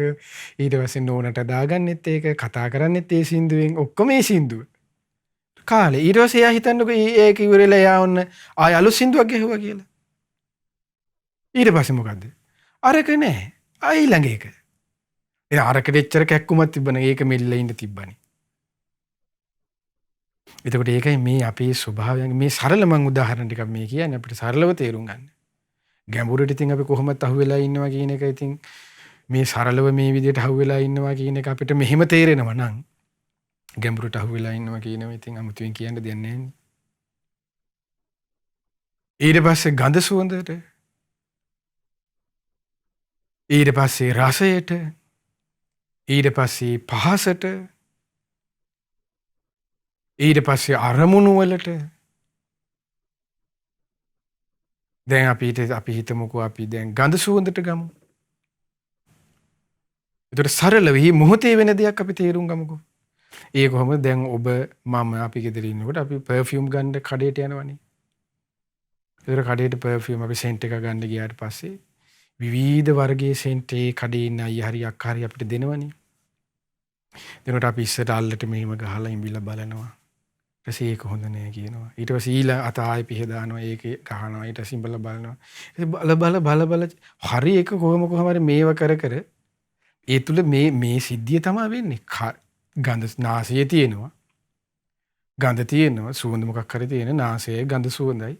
ඒ වෙලාවේ ඒ කර්ණු දෙකේ එකතු වෙන විඥානය එකතු වෙනවා. නාසයේ ගඳ සුවඳයි විඥානය එකතු වෙමින් ස්පර්ශය ඇති වෙනවා. ඊට අනුව විඳිනවා අපි. මේක සැපයි. අනේ මේක හොඳ නෑ. මේක නරකයි. ඊළඟ එක දෙන්න කියලා. ඕම දීලා අවසානයේ නහය අල්ලලා ඉවර වෙලා අපි කඩේ ඉන්න අක්කා හරි අයියා හරි මොකද කරන්නේ හොද්ද ගණන් සෙන්ට් එක ඊට පස්සේ ඇදලා දෙනවා. ඒක ගහපු ගාම හොඳම සුවඳයිනේ. අනේ 1500ක් විතර දීලා ඒක අරන් එනවා. ඔහොම නේද අපි හඳවන්නේ. ලෝකේ අපි ඇඳගන්න හැටි මේ. දැන් දොදොල් කඩේ අපිට නිකන් දොදොල් කන්න දෙන්නේ. ආදරේටද? දන්සලක්ද දොදොල් කඩේ කියන්නේ නෑනේ. අර රසයට මිනිස්සු අහුවෙලා යනවා. කාපු ගාම එහෙන කුට්ටියක් ගලවන් අරන් එනවා. ඉතින් කිලෝ එකක් දෙන්නයි අක්කේ කියලා කියනවා අපි. ඒතර මේ වැරද්ද නෙමෙයි මේ කියන්නේ. ඉතින් මේ අපි මේ අපිට වෙන දේ ඉතින් මේ. ඒතර රසයට ඒ විදිහට අහු වෙනවා. පහසට. ඊට පස්සේ අරමුණු. අපේ සිතේ අරමුණු බලන්න.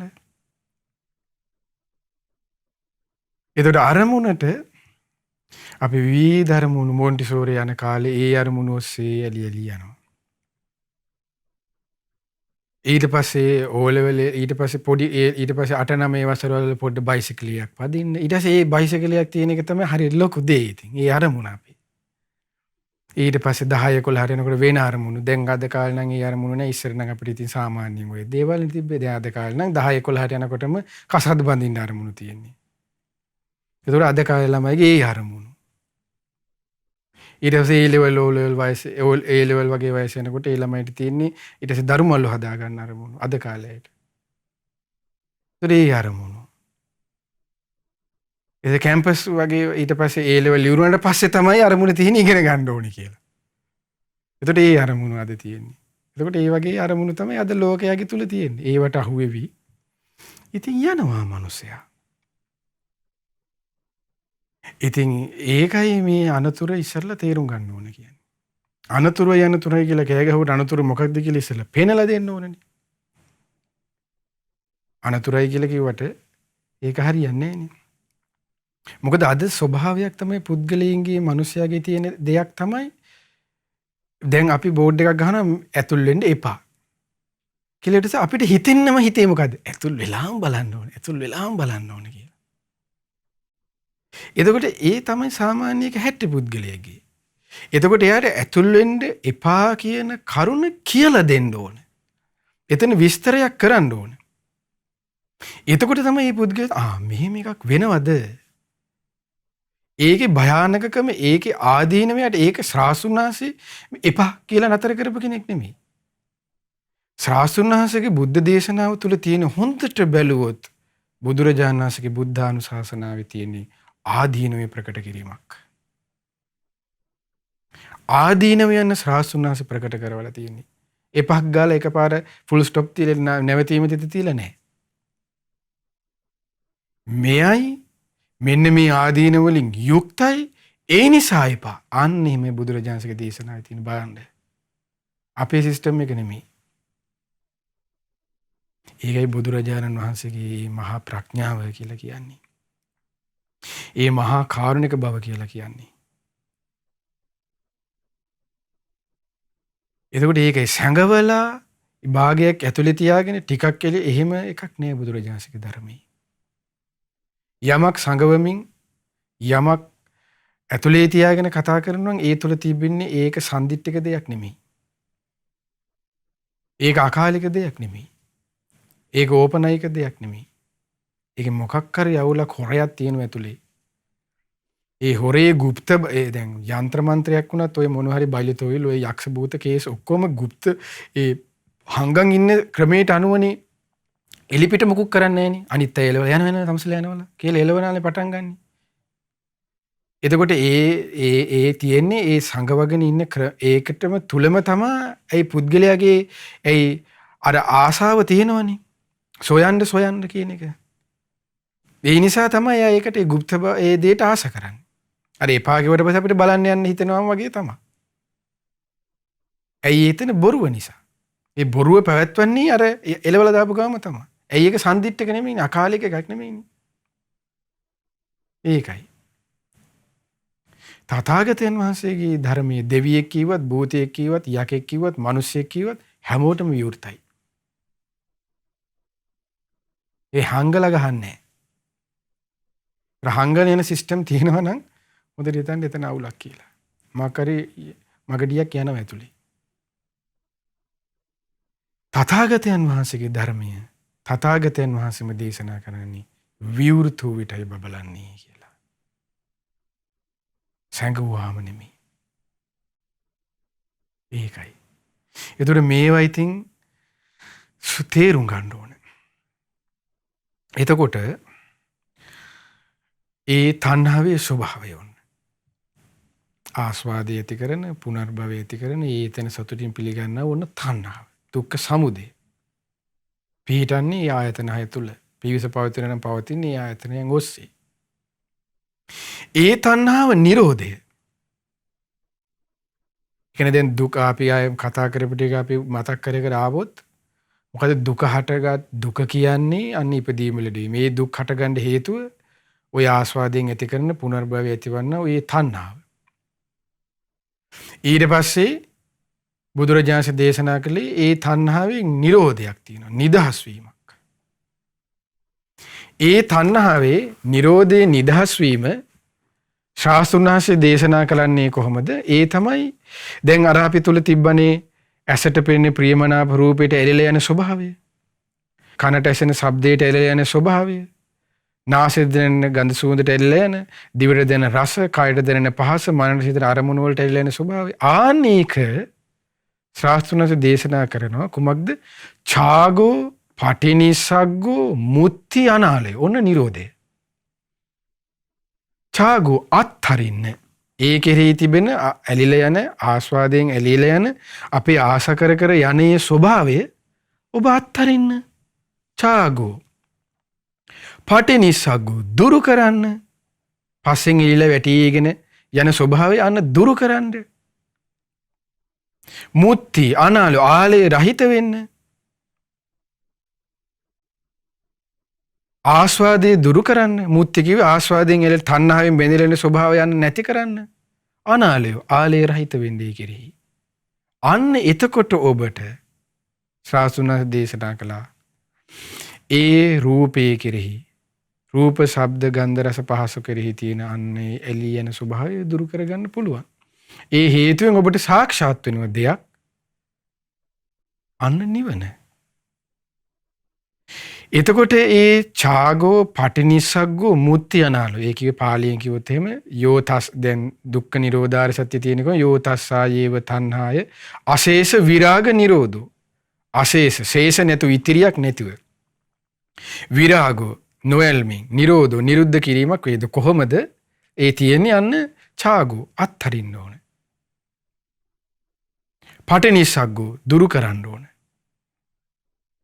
මුත්‍ති තණ්හාවෙන් නිදහස් වෙන්න ඕන. අනාලය ආලේ රහිත වෙන්න ඕන. එතකොට ඔය කරුණු වලින් යුතු වුණොත් තමයි අන්නේ කෙනාට අර මේ ආයතන හය ඔස්සේ ගැබ්බලා තියෙන තණ්හාවෙන් නිදහස් වෙන්න පුළුවන් ඉන්නේ. ඒ ආයතන හය ඔස්සේ යන ස්වභාවය නිදහස් වුණොත් අන්නේ කෙනාට දුකින් නිදහස් වීමක් තියෙනවා කියලා කියනවා. ඊට පස්සේ ඡාගෝ පටිනිස්සග්ගෝ මුත්‍ති අනාලයෝ වශයෙන් ඒ විදිහට දුරු කිරීමෙන් ආලේ රහිත වීමෙන් ඊට පස්සේ නිදහස් වෙන්න නම් අන්නේ කෙනාට ප්‍රගුණ කරන්න ඕන මාර්ගයක් තියෙනවා. ඒ මාර්ගයේ ප්‍රගුණ කිරීමෙන් තමයි යන්නේ දුරු කරන්න තියෙන්නේ. නොඇලීම ඇති වෙන්නේ, නොඇල්ම ඇති වෙන්නේ, විරාගය ඇති වෙන්නේ. කුමක්ද මේ මාර්ගය? ඒ කියන්නේ අර ඇසට පෙනෙන රූපයේ කෙරේ විරාගයේ නොඇල්ම දුරු කිරීම ඇති වෙන්නේ. ඒ රූප තණ්හා, ශබ්ද තණ්හා, ගන්ධ රස පහස ඒ හැම එකම කෙරේ ඒ විරාගයේ නොඇල්ම ඇති වෙන්නේ මෙන්න මේ මාර්ගය ප්‍රගුණ කරොත්. ඒ තමයි සම්මා දිට්ඨිය ප්‍රගුණ කළොත්. සම්මා සංකල්පය ඇති කරගත්තොත්. සම්මා වාචා, සම්මා කම්මන්ත, සම්මා ජීව, සම්මා වායාම, සම්මා සති, සම්මා සමාධි වශයෙන් ඔන්න මාර්ගය. ඒකයි ඒකට කිව්වේ දුක නිරුද්ධ කරන මාර්ගය කියලා. ඒ දුක නිරුද්ධ කරන මාර්ගය තුල තමයි අපි කතා කරන විදර්ශනාව, සමත ඔක්කොම ටික තියෙන්නේ. ඒ දුක නිරුද්ධ කරන මාර්ගයේ ආකාර 3යි මූලිකව. ඒ මාර්ගයේ මූලික කොටස ප්‍රඥාව. සීල, සමාධි, ප්‍රඥා වශයෙන් බෙදෙනවා. ප්‍රඥා කොටසට මේ මාර්ගය ඇති වෙන්නේ සම්මා දිට්ඨි, සම්මා සංකල්ප. වාචා, කම්මන්ත, ආජීව ඇති වෙන්නේ සීලේ කොටසට. සමාධියට තමයි සති, සමාධි, වායාම, සති, සමාධි කියන කරුණු 3යි ඇති වෙන්නේ. ඒතර සීල, සමාධි, ප්‍රඥා වශයෙන් මේ මාර්ගය ප්‍රගුණ කරන්න තියෙනවා කිව්වේ ඒකයි. ඒතර සීල, සමාධි, ප්‍රඥා ප්‍රගුණ කරනවා කියන්නේ ආර්ය අෂ්ටාංග මාර්ගය යනවා කියන එකයි.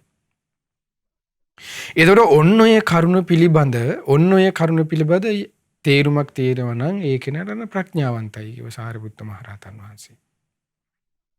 ඒතර ඒ කියන්නේ මේ කරුණ තුල තේරෙනවා කියලා කියන්නේ එතකොට ඒ ශ්‍රාවකයා දන්නවා, ඒ පුද්ගලයා දන්නවා මේක තමයි එහෙනම් දුක. දුක හටගන්නෙත් මෙන්න මේ ස්වභාවයෙන් නිසා. මේ ස්වභාවය මා තුළ තියෙනවා. දුකේ නිරුද්ධ කරන්න නම් මේ විදිහෙන් යුතු වෙන්න ඕන. ඒ දුක නිරුද්ධ කරන්න තියෙන මාර්ගය මේකයි කියලා අන්න එයා තේරුම් ගන්නවා.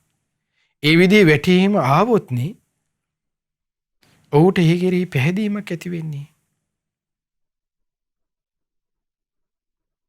දැන් අපි තුල දැන් හිතන්නකෝ දැන් අපි මොකක් හරි එකක් යම් කිසි පුද්ගලයෙක් අපිට පොරොන්දුවක් දෙනවා කියලා.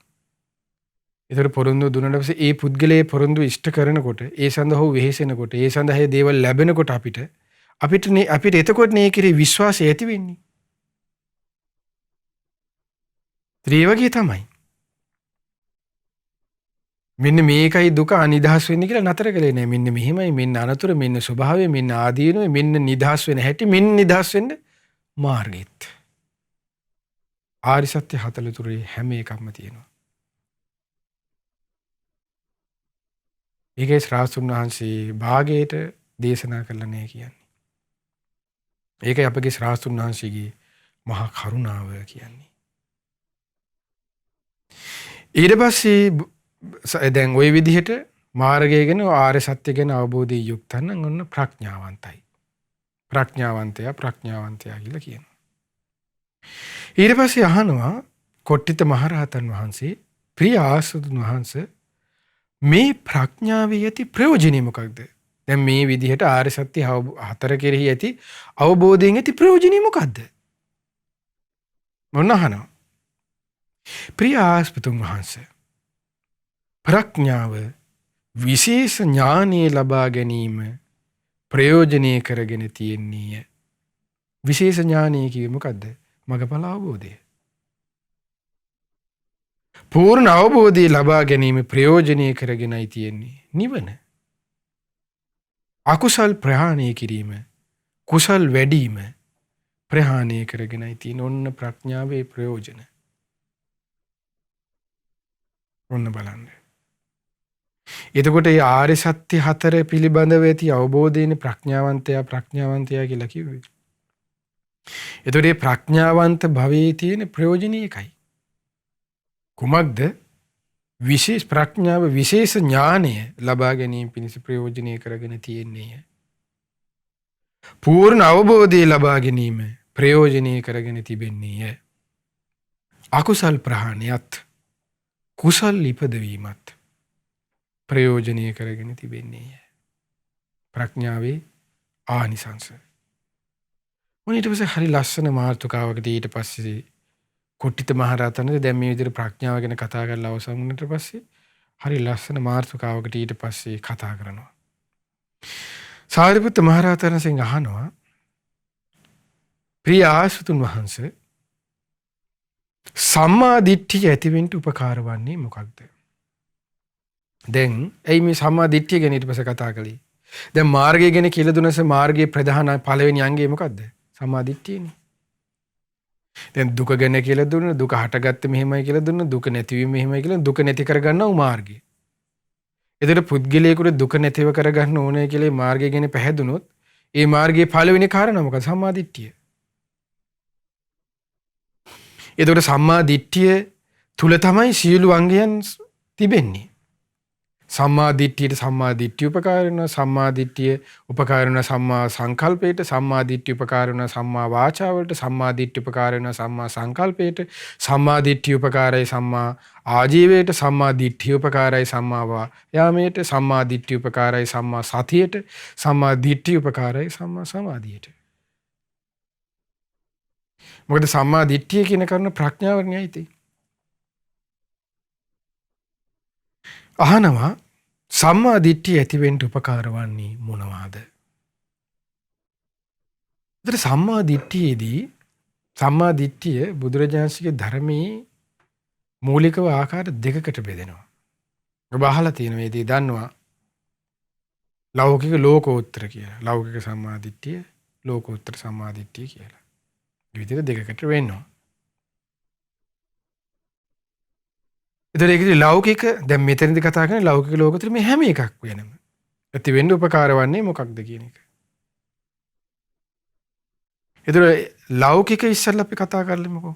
ඒතර ලෞකික කියලා කියන්නේ ඒ තමයි එයා පිළිගන්නවා දානේ විපාක ඇත කියන කරුණ. දානේ විපාක ඇත කියන කරුණ පිළිගත්තොත්නේ ඒකේ විපාකයක් තියෙනවා, පිනක් රැස් වෙනවා කියන කරුණ විශ්වාස කරන කෙනානි චුට්ටක් හරි දානෙ දෙන්න කුණුකම් අතහැරලා පොඩ්ඩක් හරි දානෙ දෙන්න හිතන්නේ.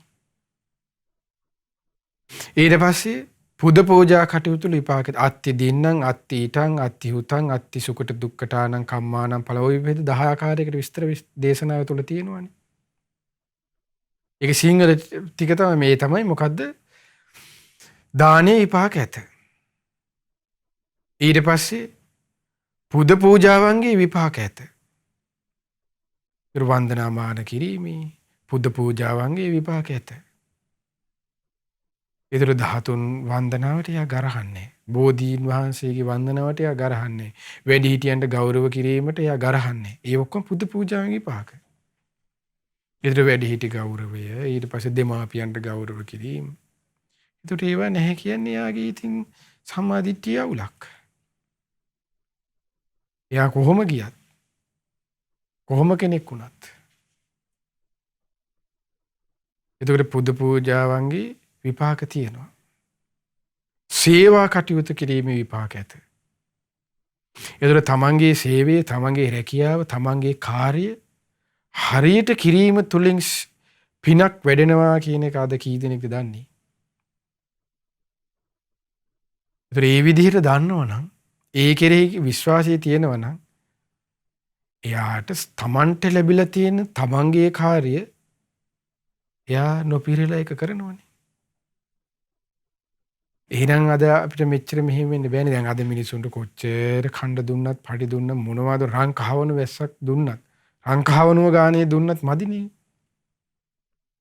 නැත්තම් එහෙම වෙන්නේ නැත්තම් ලංකාවේ මිනිස්සුන්ට කෝච්චි යන මිනිස්සුන්ට අර වඳුරෝ, ඊට පස්සේ රිලව්, ඊට පස්සේ වහුල වගේ කෝච්චි වල ඉලිලා යන්න ඕනේ නෑනේ. දැන් මේ මිනිස්සුන්ට පඩි නැතුවද? ඕන තරම් තියෙනවනේ. ඛණ්ඩ නැතුවද? ඒ සේවයක ඒ අයගේ සාමාන්‍ය මේ නිකම් පහේ මිනිස්සුන්ට වඩා ලක්ෂ ගණනින් ඒගොල්ලෝ හම්බ කරන්නේ. මේ ආමියකේ අහිංසක තමන්ගේ රට දෑ වෙනුවෙන් දීපිදු රණවිරුවෙකුටවත් එච්චර පඩියක් හම්බෙන්නේ නැහැ. ඒ කෝච් ඩ්‍රයිවර් කෙනෙක් ගත්තොත් එහෙම. ඒ අහිංසක රට දෑ වෙනුවෙන් දීපිදු කොල්ලෙක්ගේ සමහර විට පඩිය අහිංසක ළමයෙක්ගේ පඩිය 45000යි 30000යි වගේ 60යි පොඩි ගාණක්. අර හොඳට කනවා. ලක්ෂක කනවද? නැහැනේ මිනිස්සෙක්. එතකොට තියෙනවනේ, තේරෙනවනේ මිනිසුන්ගේ තියෙන මේ කුහකකම්, කුම්බැහිකම්, කුහක මේ මිනිස්සු මෙරලා යන්නේ කොහෙද කියන එක ඉතින් කොච්චර බණ ඇහුවත් තේරෙනවනේ කොහෙද යන්නේ කියන එක. තමාගේ සේවය තමා නොපිරිලා කරනවා කියන්නේ ආනේකයි. ඒනුත් පිනක් රැසෙන. නැත්තම් කතා බහ කරලා විසඳ ගන්න එක වෙනම එකක්. ඊට පස්සේ කර්ම ඵලයන්ගේ විපාක ඇත. කර්ම ඵලයන්ගේ විපාක තියෙනවා නම් එයා පව් කරන්න එයා බයයි. ඒ විපාකයට එයා බයයි. පව් කරන්න එයා ලැජ්ජයි. ඒ කර්ම ඵලයන් කෙරෙහි විශ්වාසය තියෙනවා නම් එයා පවෙන් ටික ටික හරිය දුර වෙන්න උත්සාහ කරනවනේ. හිතන්න බොන ළමයෙක් කියලා. මත්පැන් අද්‍රව්‍ය පාවිච්චි කරන එයාට ඒ කෙරෙහි තියෙනවා. එයා ටික ටික හරිය ඒක දුරු කරගෙන හොඳ මාර්ගයකට ඉන්න උත්සාහ කරන. එහෙම නැති කෙනානේ කියන්නේ අපි කාලා බීලා ඉන්නේ ටිකේ ජොලියේ ඉඳිලා හෙට මැරෙයිද කියලා දැන් එක ගා කියන්නේ ඒකනේ. ඉතින් මිනිස්සුන්ගේ තියෙන ඉතින් මැරලා ජොලිය ලැබෙන තැන ඉතින් දන්නවනේ කොහෙද කියලා. සතර අපාය තමයි ඉඳී තියෙන ඒගොල්ලන්ට. වනෝකයද මිනිස්සු ඉතින් ඒ තුල ඒ පුද්ගලයෙකු තුල තිබෙන අපි හිතන්නේ මේ පුද්ගලයා හොඳම දක්ෂ කෙනෙක් කියලා හිතන්න. ලස්සනම කෙනා කියලා හිතමුකෝ. ওই විදිහේ ඒ වගේ මහා පාපී දෘෂ්ටියකින් ඉන්න කෙනෙක් නම් එයා හොඳට ඉගෙනගෙනත් තියෙන්නේ කියලා හිතමුකෝ. ඉතින් මැරිලා කොහෙද යන්නේ? ගානේකයි. කර්ම ඵලයන්ගේ විපාක ඔහු පිළිගන්නවා. යහපත අයහපත ඔහු පිළිගන්නවා. ඒකයි මේ ශ්‍රාවකත්වයේ කියන්නේ මේ උදේ හවස 6ට ගිහිල්ලා සාදු කියලා ආයෙ 7ට ඇවිල්ලා සාදු කියලා ආයෙ 10ට ගිහිල්ලා සාදු කියලා මේ නිකන් එහෙම මේ සාදු කියලා ඉවර වෙන වචනයක් නෙමෙයි ශ්‍රාවකත්වයේ කියන්නේ. සාදු කියලා කියන්නේ සාදු කියලා ගිරවෙකුටත් ඉගන්වු හැකි. ගිරවෝ සාදු කියන්නේ කිව්ව ගිරවත් සාදු කියනවනේ. ඒ පෙත්තෝ බත් කෑවද කියලා අපෝ ගිරවත් කියන්නේ බත් කෑවා කියලා ඒ වගේ තමයි. එතකොට මේ පෙත්තන්ගේ න්‍යාය හරියන්නේ නැහැ. ශ්‍රාවකත්වය කියන්නේ එහෙම එකක් නෙමෙයි. ඊට පස්සේ කර්ම බලයන්ගේ විපාකද මව කියා විශේෂයෙන් සැලකිය යුතු කෙනෙක් ඉන්නවා. මේ සම්මාදිට්ඨිය ඇති කාරණාව. ඒතර සම්මාදිට්ඨිය තියෙනවා නම් අද වැඩිහිටි නිවාසෙ මෙච්චර බිහි වෙන්න බෑනේ. මේ මිනිස්සු තුල. හොඳට බලන්නකෝ මේ වැඩිහිටි නිවාසවල අපි බණට ගියාට පස්සේ මේ වැඩිහිටි නිවාසවල ඉන්නේ මේ අහිංසක දුප්පත් මිනිස්සුන්ගේ ළමයි අම්මලා තාත්තලාද කියලා නෑනේ. ඉන්නේ හැමෝම හොඳ හයි ක්ලාස්. ඇහුවොත් ඒ උන්දලත් මේ තාමත් ඔළුව නිසා මාන නිසා කියන ඒක ලොකුවට. ලොකු පුතා ඉන්නේ ඕස්ට්‍රේලියාවේ, පොඩි පුතා ඉන්නේ එංගලන්තේ, දුව ඉන්නේ ඇමරිකාවේ එකක කියනවා. අම්මා ඉන්නේ වැඩිහිටි නිවාසේ. ඒ කියනවා ඉතින් ප්‍රොෆෙසර් කියයි අරයා කියයි මෙයා කියයි. ඉතින් අපි මිනිස්සේ අපිත් ඒ ඉන්න මිනිසුත් කියන මෙයාගේ පුතා ඉතින් හරි ප්‍රඥාවන්ත කෙනෙක්, නුවණ තියෙන කෙනෙක්. මොන ප්‍රඥාවද? මැටිකම් මිසක් ඒකට කියන්නේ. අම්මට සලකන්න දන්නේ නැති මිනිස්සෙක්ගේ. ඊට පස්සේ පියා කියලා විශේෂයෙන් සැලකිය යුතු කෙනෙක් ඇත. බුද්ධ දේශනාවේ වෙනම මවට පියාට බලන්නකො තැන දීලා තියෙන හැටි. මේ කවුරුත් සාකච්ඡා කරලා මේ බෝඩ් එකක් එකතු වෙලා මණ්ඩලයක් එකතු වෙලා ගත්ත සම්මාදිට්ඨියට අදාළ කාරණා 10කි කියලා එහෙම එකතු වෙලා ගත්ත 10ක් නෙමෙයි මේ කරුණු. මේ සර්වඥයන් වහන්සේගේ තථාගතයන් වහන්සේගේ පැනනගුණු ධර්මස්කන්ධයෙන් පැනනගුණු ධහම නෙමෙයි. මේ බෝඩ් වල ගන්න නිකම් මෝඩ පහේ తీරන වගේ නෙමෙයිනේ. අද තිබුණ හෙට නෑ, හෙට තියෙනවා අනිද්ද නැති වගේ මේ සිස්ටම් නෙමෙයි නෙමෙව්වා. මේ ධර්මයේ ගම්බීරයි. ඒ තථාගතයන් වහන්සේ තමයි බලන්නේ කෙලින්ම සම්මා දිට්ඨියට අයිති කාරණාවක මවට පියාට වෙනම දුන්නා. සැලකීම් විපාක ඇත කියලා. ඊට පස්සේ මෙලොව ඇත. මෙලොවක් කියලා මිනිසෙක් පුද්ගලයා තුළ තියෙන්න ඕනේ. මෙලොව යහපත සැප සලසා ගන්න. පරලොව කියලා එකක් තියෙනවා. පරලොව ඇත. ඊට පස්සේ පරලොව යහපතේ හිතනවා. මේ සම්මාදිට්ඨියට අයිති කාරණාව. මෙලොවක් ඇත, පරලොවක් ඇත. ඊට පස්සේ ඕපපාතික සත්වයෝ ඇත. ඊට ඕපපාතික කියලා කියන්නේ ඕපපාතික උපත් කොහෙද? දිව්‍ය, බ්‍රහ්ම, ඊට පස්සේ අසුර, ඊළඟට പ്രേත, නිරය. එතන ඕපපාතික උපත්.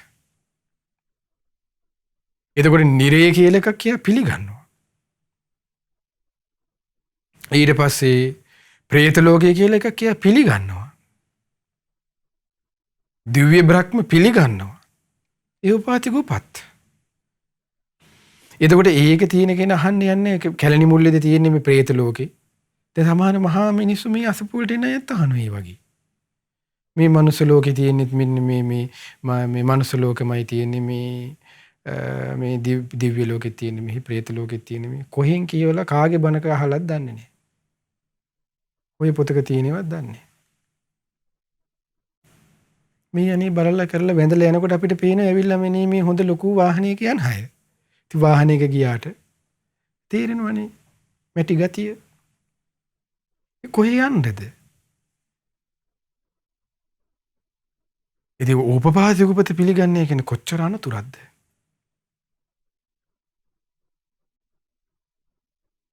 එතකොට ඕපපාතික උපත පිළිගන්නේ නැහැ හරි. දිව්‍ය බ්‍රහ්ම අහිං කරමුකෝ.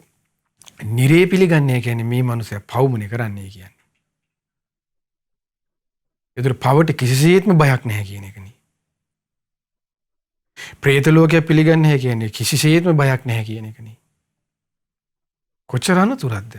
දැන් പ്രേතවත්තු වල විස්තර ඔබ කියවුවොත් මේ වගේ කොච්චර හිතන්නකෝ.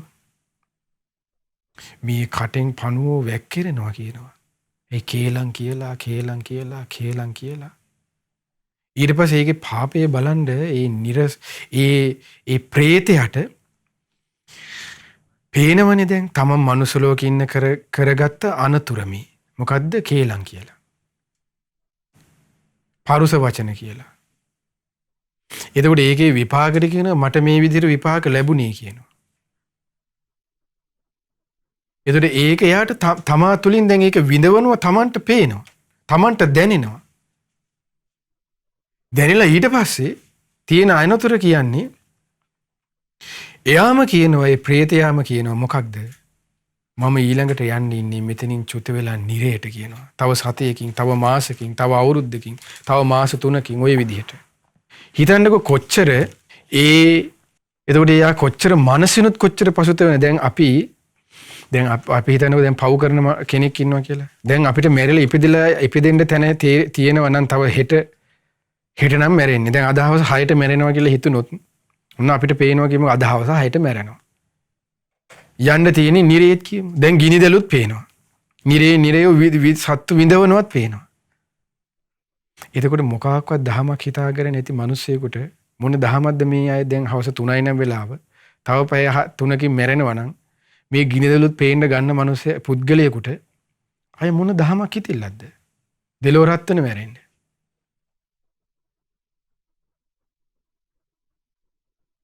එතකොට හිතන්නකො ප්‍රේතයාට කරපු පවකින් විඳවනවා මේ හොගාලා. ඒ විඳවිල්ල මදිවට මැරිලා යන්නෙත් ඊළඟට ඉහළට නෙමෙයි ඊළඟට එන්න පේන්නේ. එතනු තව අගාධයෙන් අගාධයට නිරයට. ඒ නිරේ දුකත් එයා දැන් ප්‍රයම් හේතවත් තුල තියෙන්නේ. මට මේ නිරේ ගිනිදෙල් දැන් පේනවා කියනවා ඒ ප්‍රේතයා. ඒක හිතන්න කොහොමද? ආනේකයි මේ පොඩි දෙයක් අපිට පුද්ගලයෙකුට මොන කේලන්ද දෙන පඩියෙන් කාලා හිටියනම් මොන කුහක කන්න අනුත් මිනිසුන්ට වලවල් කපන්න නැතුව හිටියනම් මේ ඉන්න මොන රස්සාව කළත් මොන දේ වුණත් වයසට යනකොට මොන ඇඟේ පතේ හයිය තිබිලා මොන දේ කළත් මොන දැනුම තිබ්බත් නාකි වෙනවනේ හලෝ. නාකි වෙනකොට ඒ ඔක්කොම ඉවරයිනේ. ඊට පස්සේ නාකි වෙනකොට ස්නායු කර වෙනකොට මතක නැහැ. ඉගෙනගත්ත බුද්ධියෙන් ඉගෙනගත දේවල් මතකත් නැහැ. අහන්නේ ඇහැ ගැන, කියන්නේ බඩ ගැන. ඒ වගේ වයසක අය බලන්නකෝ. එතන මේ ඉන්න ටික කාලයක් ගැනනේ මේ තියෙන හොද්දට සිහි කළොත්. මේ ඉන්න ටික කාලේ ඉන්න අයට උදව් පදව් කරගෙන ආදරයෙන් කතා බස් කරගෙන සතුටින් සාමදානෙන් ඉඳලා මැරලා යන්නනේ තියෙන්නේ. මගපල අවබෝධයක් දාමුකෝ එක හරි අමාරුයි කියලා හරි අමාරුයි කියමුකෝ හරි පස්සේ යහතින් මිනිසෙකුගේ සුහදව කතා කරලා මෛත්‍රී කරුණාව දයාවෙන් ඉඳ ඉස්සෙල්ලා ඉගෙන ගන්න.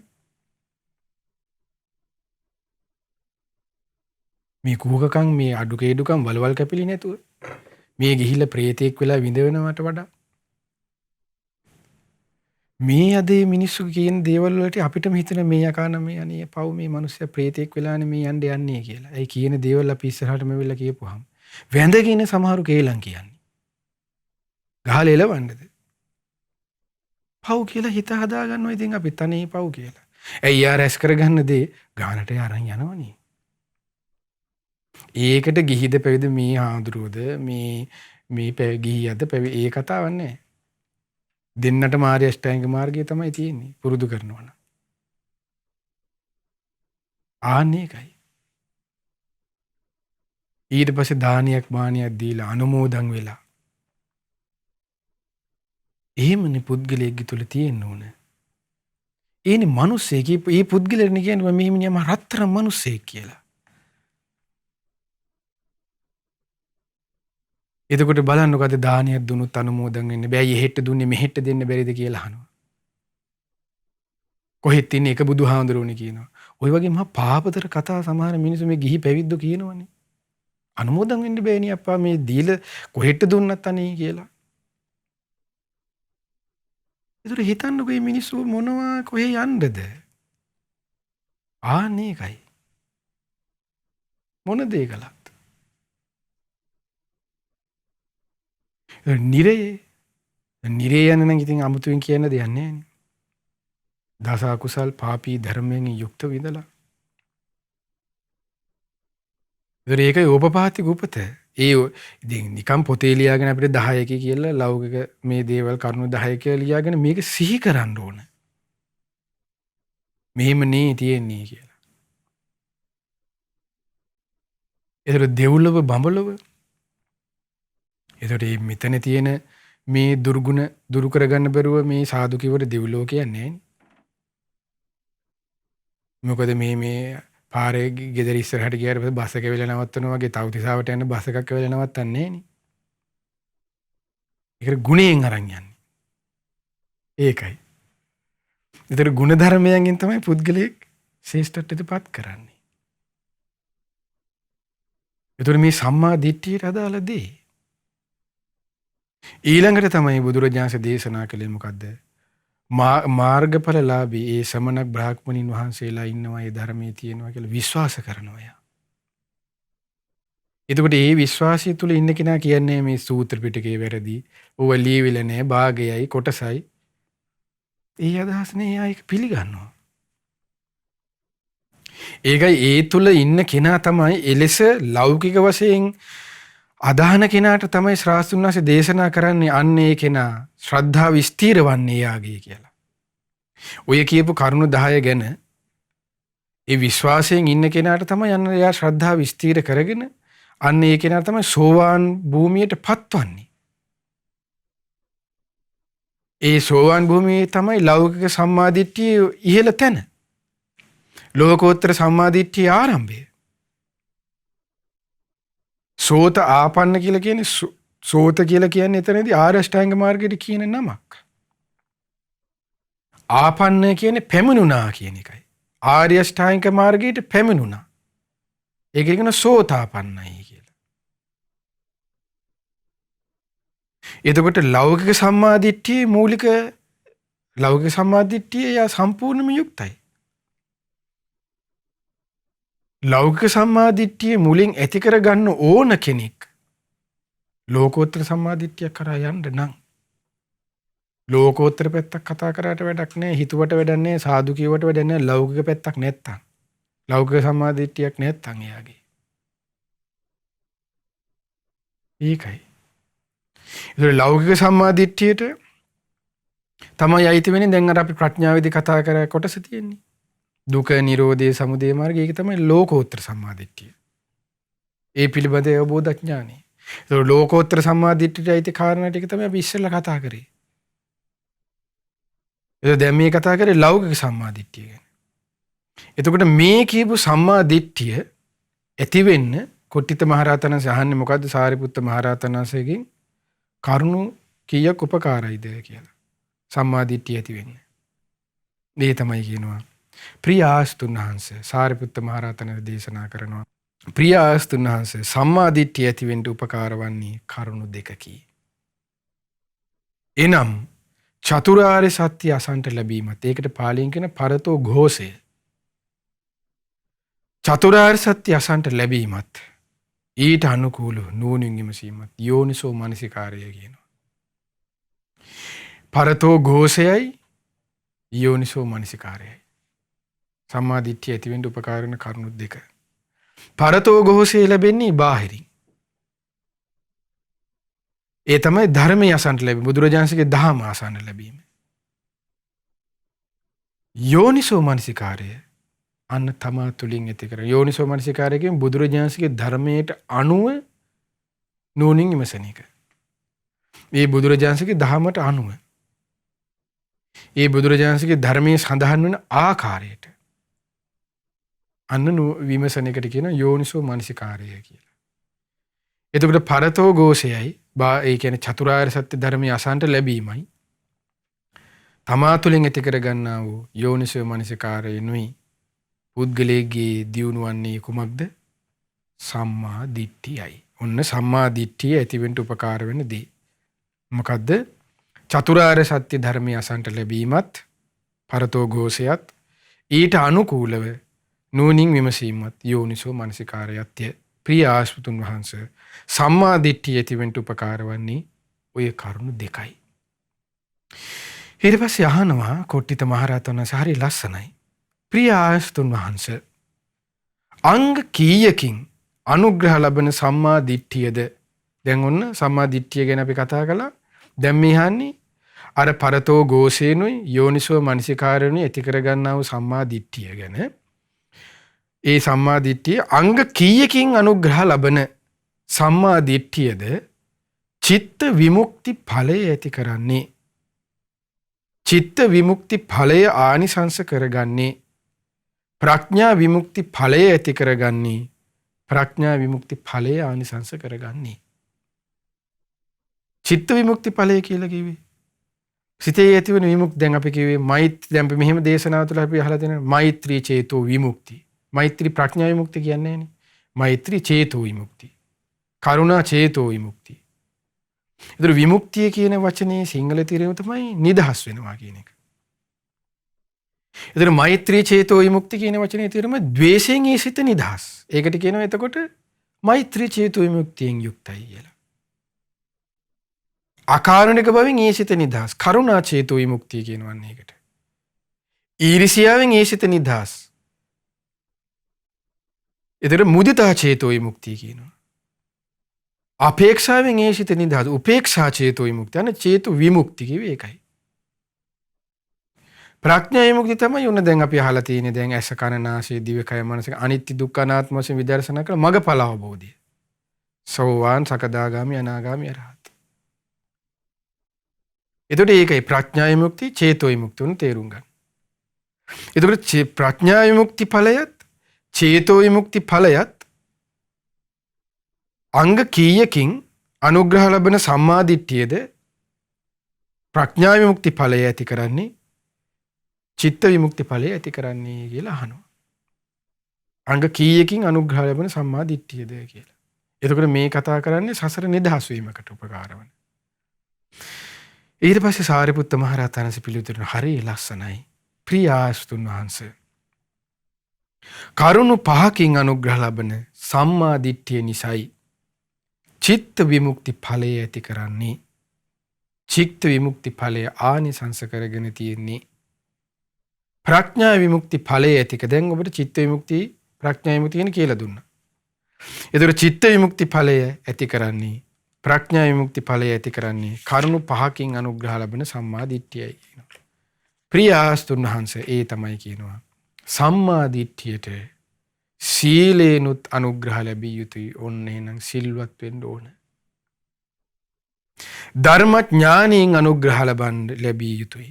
ධර්මඥානය ඇති කරගන්න ඕන. සාකච්ඡාවෙන් ධර්ම සාකච්ඡාවෙන් අනුග්‍රහ ලබන්න ඕනේ. සාකච්ඡාවෙන් අනුග්‍රහ ලැබිය යුතුයි. සමතයෙන් අනුග්‍රහ ලැබිය යුතුයි. විදර්ශනාවෙන් අනුග්‍රහ ලැබිය යුතුයි. ඔන්න කරුණු පහ. ඔන්න ඒ කරුණු පහ යුතු කරගත්තොත් ජීවිතයට කෙනෙක්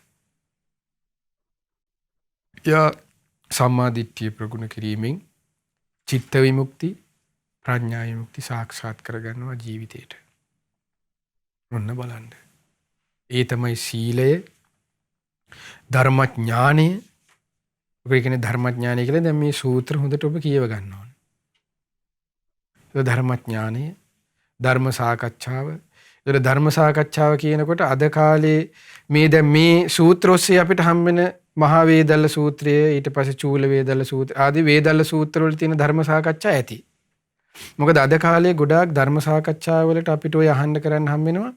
එහෙන් වීඩියෝ කෑල්ලක් දානවා, මෙහෙන් පොඩි මේ හඬපටයක් දානවා, ඒ හඬපටේට මෙහෙන් කියනවා මේ වීඩියෝ කෑල්ලට එහෙන් බයි. ඒ සාකච්ඡා වල ඒවට කියන්නේ සාකච්ඡා. ඒවට කියන්නේ ධර්ම සාකච්ඡා නෙමෙයි. මොකද අද ගොඩාක් ධර්ම සාකච්ඡා විදිහට යන්නේ වාද විවාද. ධර්ම සාකච්ඡාව කියන එක බුදුරජාණන් දේශනා කරන්නේ එය මේ විමුක්තායතනයක් විදිහට. විමුක්තායතන කියන වචනේ තේරුම තමයි විමුක්තිය. දැන් අපි කතා කරේ විමුක්ති රාග දේශ මොහ නිදහස් වීම පිණිස උපකාර වන ක්‍රම ආකාර විදිහට. ඒ විමුක්තායතනයකින් ලැබිය යුතු ආනිසංසය තමයි මේ සාකච්ඡා විවරණකොට ඔහුගේ සිත සංසිඳෙන්න ඕන. ඔහුගේ සිත සමාධිමත් වෙන්න ඕන. ඔහුගේ සිතට ප්‍රීතිය හට ගන්න ඕන. නොවැටුණු කාරණාවන් වැටහෙන්න ඕන. නොවැටුණු කාරණාවන් කියන්නේ ධර්ම කාරණා. තමා දැනගෙන තියෙන ධර්ම කාරණා තව වැඩි දියුණු වෙන්න ඕන. ඔහුගේ සිත සංසිඳෙන්න ඕනේ. ඒතකොට ඒ සාකච්ඡාව තමයි ඒ විමුක්තායතන සූත්‍රයෙන් සමාහලට මගපලත් ලබනවා. ඒ ධර්ම සාකච්ඡාව තුළින්. ඒ ධර්ම දේශනාව දැන් සාරිපුත්ත මහරහතන් වහන්සේ තමන්ගේ මාමණ්ඩියට භාග්‍යතුන් වහන්සේ දේශනා කරපු ධර්මනේ නැහනේ මාමණ්ඩ දීඝනක තවුසට වේදනාව ගැන දේශනා කරපු. ඒතර ඒ ධර්ම දේශනාව අහහා ඉන්න දීඝනක තවුසට බුදුරජාණන්සේ ධර්මයේ දේශනා කරනවා සාරිපුත්ත ස්වාමීන් වහන්සේ පවන් සලනවා. ඒතර ස්වාමීන් වහන්සේ. ඒතර ඒ සාකච්ඡාව අහන් ඉන්නවා. ඒ අහන් ඉන්නකොට තමයි සාරිපුත්ත මහ ස්වාමීන් වහන්සේ අරහත්ත්වයට පත්වන්නේ. අන්න සාකච්ඡා. ඒතර අද තියෙන්නේ අද සාකච්ඡා විරණ ගාම ඊළඟ සතියේට ආයේ මේ හඬපටයක් දාන්නනේ කල්පනා කරන්නේ. ඒ හඬපට සාකච්ඡාවල නැහැ. එතකොට අද කාලේ හොඳම දේ මේ සූත්‍ර පිටකයේ විනය පිටකයේ කියව ගන්න එක සාකච්ඡාවටම අදාළයි. මොකද අද මිනිස්සුන්ට සාකච්ඡාවල් හරියට තේරුම් ගන්න බෑ. එහෙම ඥානයක් අද ගොඩක් අයට නැහැ. මේ සත්‍ය කතා කරන්නේ බොරුවෙන් මේ රවට්ටන්න ඕනේ නැහැ. ඒ නිසා හොඳට මේ ධර්මයේ කියව ගන්න. මොකද අද ගොඩාක් බැලුවොත් තියෙන වාද විවාද එහෙන් ගිහිල්ලා අච්චාරු වෙනවා මිනිසුන්ගේ ඔලු. ඒ සාකච්ඡාවල් අහන්න ගියොත්. ඒ නිසා නේ හොඳයි. බොහොම හොඳයි සූත්‍ර පිටකය කියව ගන්න. එතකොට මේ කාරණාව ඒකිනු සම්පූර්ණ වෙනවා. එතකොට අපිට සැබෑ සාකච්ඡාවල් මේ සූත්‍ර පිටකය තුල හම්බ වෙනවා. රහතන් වහන්සේලා කරපු. අන්න ඒකාන්ත සාකච්ඡාවල්. එතකොට ධර්ම සාකච්ඡාව ඒකිනුත් ලැබෙනවා. එතකොට ඒකේ සම්මාදිට්ඨියට උපකාර වන කාරණා. මොකද්ද? ඒ තමයි සීලය, ධර්මඥානය, ධර්ම සාකච්ඡාව, සමත විදර්ශන. සමත භාවනා විදිහට ගත්තොත් බුද්ධානුස්සති, ධම්මානුස්සති, සීලානුස්සති, ඡාගානුස්සති, දේවතානුස්සති, ඒ වගේ මරණානුස්සති ආදී අනුස්සති භාවනාවන්, සමත භාවනා. විදර්ශනාවට තමයි අනිත්‍ය දුක්ඛ අනාත්ම වශයෙන් නුවණින් විමසීම. එතකොට මේ විදිහට පුරුදු කරගත්තොත් අන්න චිත්ත විමුක්ති ප්‍රඥා විමුක්ති කෙනෙකුට මගබල අවබෝධයක් කරා යාමේ හැකියාව ලැබෙනවා. එතකොට ඔන්න ඔය කරුණු ටික තමයි අද මේ හවස් කාලේ අපි සාකච්ඡා කතා කරන්න බලාපොරොත්තු වුණේ. එතකොට මුලින්ම ප්‍රඥාවන්තයා ප්‍රඥාවන්ත රහිත කෙනා ඊට පස්සේ ගැන කතා කළා මතක. ඊට පස්සේ ප්‍රඥාවන්තයා කියන්නේ මොකද්ද කතා කළා. ඊට පස්සේ ආර්ය සත්‍ය වෙනම විග්‍රහ කළ කතා කළා. ආර්ය අෂ්ටාංගික මාර්ගය ගැන කතා කළා. සම්මා දිට්ඨිය ලෝකෝත්තර ලෞකික වශයෙන් කතා කළා. සම්මා දිට්ඨිය ඇති වෙන්න මූලික අංග දෙකයි. පරතෝ ഘോഷයත් යෝනිසෝ මනසිකාරයත් කියලා කතා කළා. ඔබට මතක ඇති. ඊට පස්සේ සම්මා දිට්ඨිය චිත්ත විමුක්ති ප්‍රඥා විමුක්ති ආනිසංස කරගෙන තිබෙන්නේ කියලා දේශනා කළා. ඊට පස්සේ චිත්ත විමුක්ති ප්‍රඥා විමුක්ති ආනිසංස කරගෙන තිබෙන සම්මා දිට්ඨිය ඇති කරගෙන චිත්ත විමුක්ති ප්‍රඥා විමුක්ති සාක්ෂාත් කරගන්න ඒ සම්මා දිට්ඨියට උපකාර වන අංග මොනවද කියලා ඊට පස්සේ දේශනා කළා. ඒ තමයි සාරිපුත්ත මහ රහතන් සීලය, ධර්මඥානීය, ධර්ම සාකච්ඡා, සමත විදර්ශනාව ඒ කාරණු පහ මතක ඇති. ඉතින් ඒ විදිහට ඔය අද අපි හවස් වරුවේ කතා කරපු කාරණාවන් ටික. එතකොට මේ විදිහට ඔබ අප හැමෝටම සීලය, ඒ වගේම ධර්මඥානය, ධර්ම සාකච්ඡාව, සමත විදර්ශනා ආදී ඒ උතුම් ධර්මයන් ජීවිතයට පුරුදු කරගෙන සම්මාදිට්ඨිය ඇති කරගෙන මින් ගෞතම බුදු සසුනේ පිළිසරණ ලබන්න ඔබ අප හැම දිනාටද වාසනාව සැලසේවා. සාදු සාදු සාදු. අපේ ජීවිතේ පිටුපස තියෙන කරුණු පින ස්වාමීන් වහන්සේ අපට බොහොමත්ම මෙත් සිතින් පහදලා දුන්නා. සැබෑවටම අපි මේ ජීවිතේ ගෙවන විට බොහෝ කරුණු කාරණා අමතක කරලා සැප හොයාගෙන සතුට හොයාගෙන යන්නේ කොහෙදෝ මුලා වෙච්ච ගමනක් කියලා මේ දේශනාව ශ්‍රවණය කරද්දී අපේ හිතට දැනුණා. අද දවසේත් ඔබට සමීප කළේ ඒ භගවත් මුනිදුන්ගේ උතුම් වූ ධර්මය ඔබට සමීප කරන්නට පින් සිතුවිලි පහල කරගත්තේ අංක 251න් 2 හයි ලෙවල් පාර මහරගම යන ලිපිනේ පදිංචිව මීට මාසකට පමණ පෙර මිය පරලොව ගිය භාෂා ජයනි පීරිස් දීනේට පින් අනුමෝදන් කිරීමේ බලාපොරොත්තුවෙන් පින්වත් පේමා ජයසේකර මෑණියන්, නදීකා සඳමාලි දියණිය සහ කල්ප දිනූප පුතුණුවන් විසිනුයි මේ උතුම් වූ ධර්ම දේශනය මේ ලොවට දායාද කළේ. ඔබට අද අසන්නට ලැබුණේ ඒ ගම්බීර වූ සද්ධර්මයේ මේ උතුම් වූ පින්තුන්ගේ දායකත්වයෙන්. එසේනම් අද දවසේ සීල භාවනා වැඩසටහනේ උතුම් වූ දහවල් භාවනාමය වැඩසටහන සඳහායි අපි සහ සම්බන්ධ වන්නේ. අපි පාද වන්දනීය පූජනීයව පින්වත් ස්වාමීන් වහන්සේට ආරාධනා කරමු උතුම් වූ භාවනාව සිදු කරන ලෙසට. සාදු සාදු සාදු. පින්වත්නි, අපි දැන් සුළු මොහොතක් සියලු ලෝවැසි සත්වයෝ නිදුක් වෙත්වා, නිරෝගී වෙත්වා, සුවපත් වෙත්වා යන අදහසින් දැන් කරුණා භාවනාව සුළු වේලාවක් පුරුදු කරමු.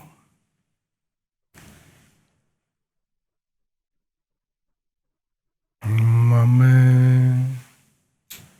කායික සුවයෙන් සුවපත් වෙම්වා.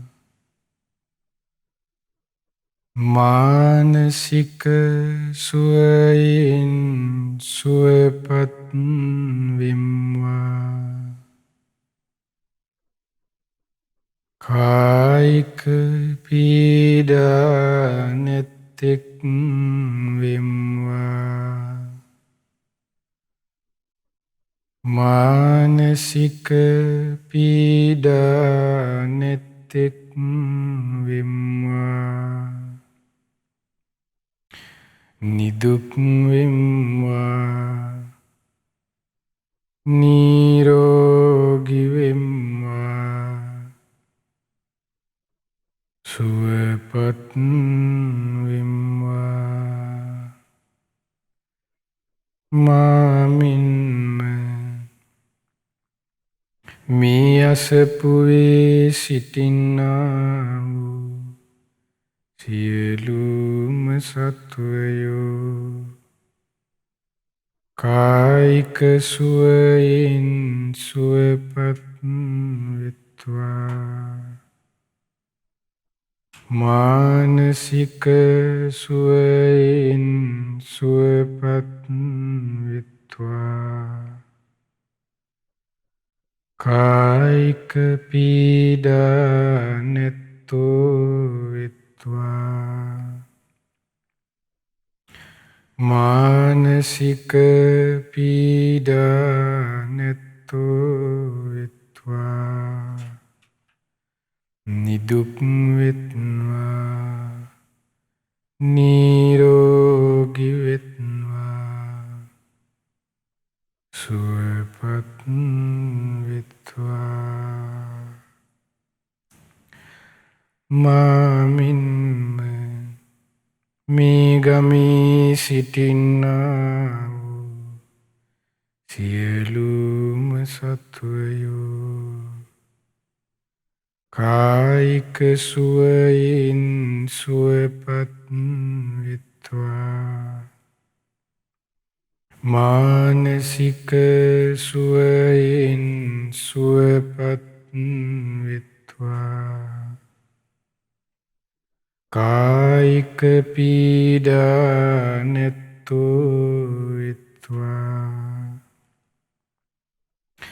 මානසික පීඩා නැත්තෝ වෙත්වා. නිදුක් වෙත්වා. නිරෝගී වෙත්වා. සුවපත් වෙත්වා. මාමින්ම මේ නගරයේ සිටින්නා වූ සියලුම සත්වයෝ කායික සුවයෙන් සුවපත් වෙත්වා. මානසික සුවයෙන් සුවපත් වෙත්වා. කායික පීඩා නැත්තෝ වෙත්වා. මානසික පීඩා නැත්තෝ වෙත්වා. නිදුක් වෙත්වා. නිරෝගී වෙත්වා. සුවපත් වෙත්වා. මාමින්ම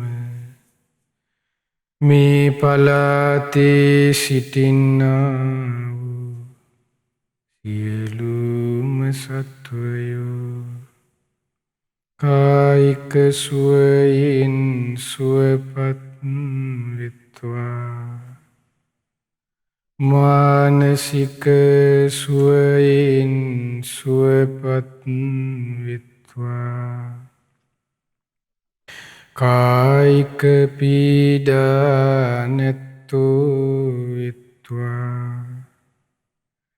මානසික පීඩා නැත්තෝ වෙත්වා නිදුක් වෙත්වා නිරෝගී වෙත්වා සුවපත් වෙත්වා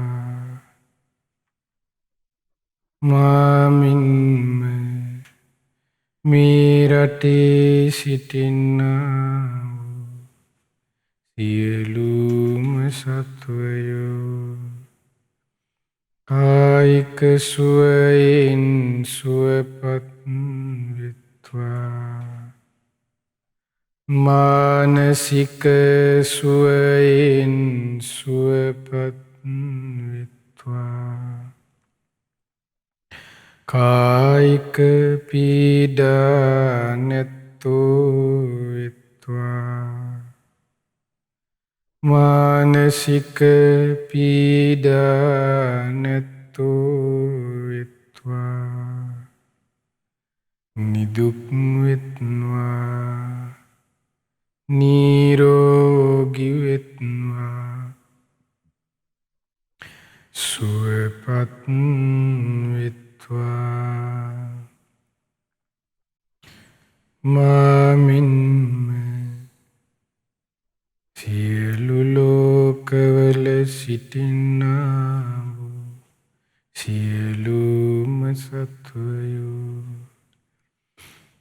කායික සුවයෙන් සුවපත් වෙත්වා මානසික සුවයෙන් සුවපත් වෙත්වා කායික පීඩා නැත්තෝ වෙත්වා මානසික පීඩා නැත්තෝ වෙත්වා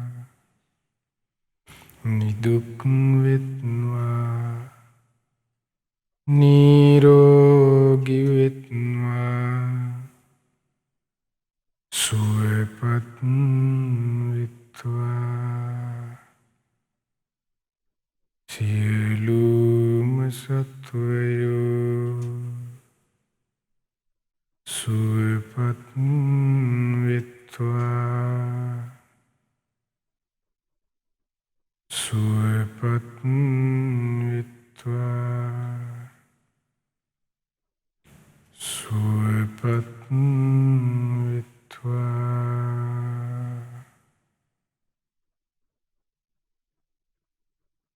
සාදු සාදු සාදු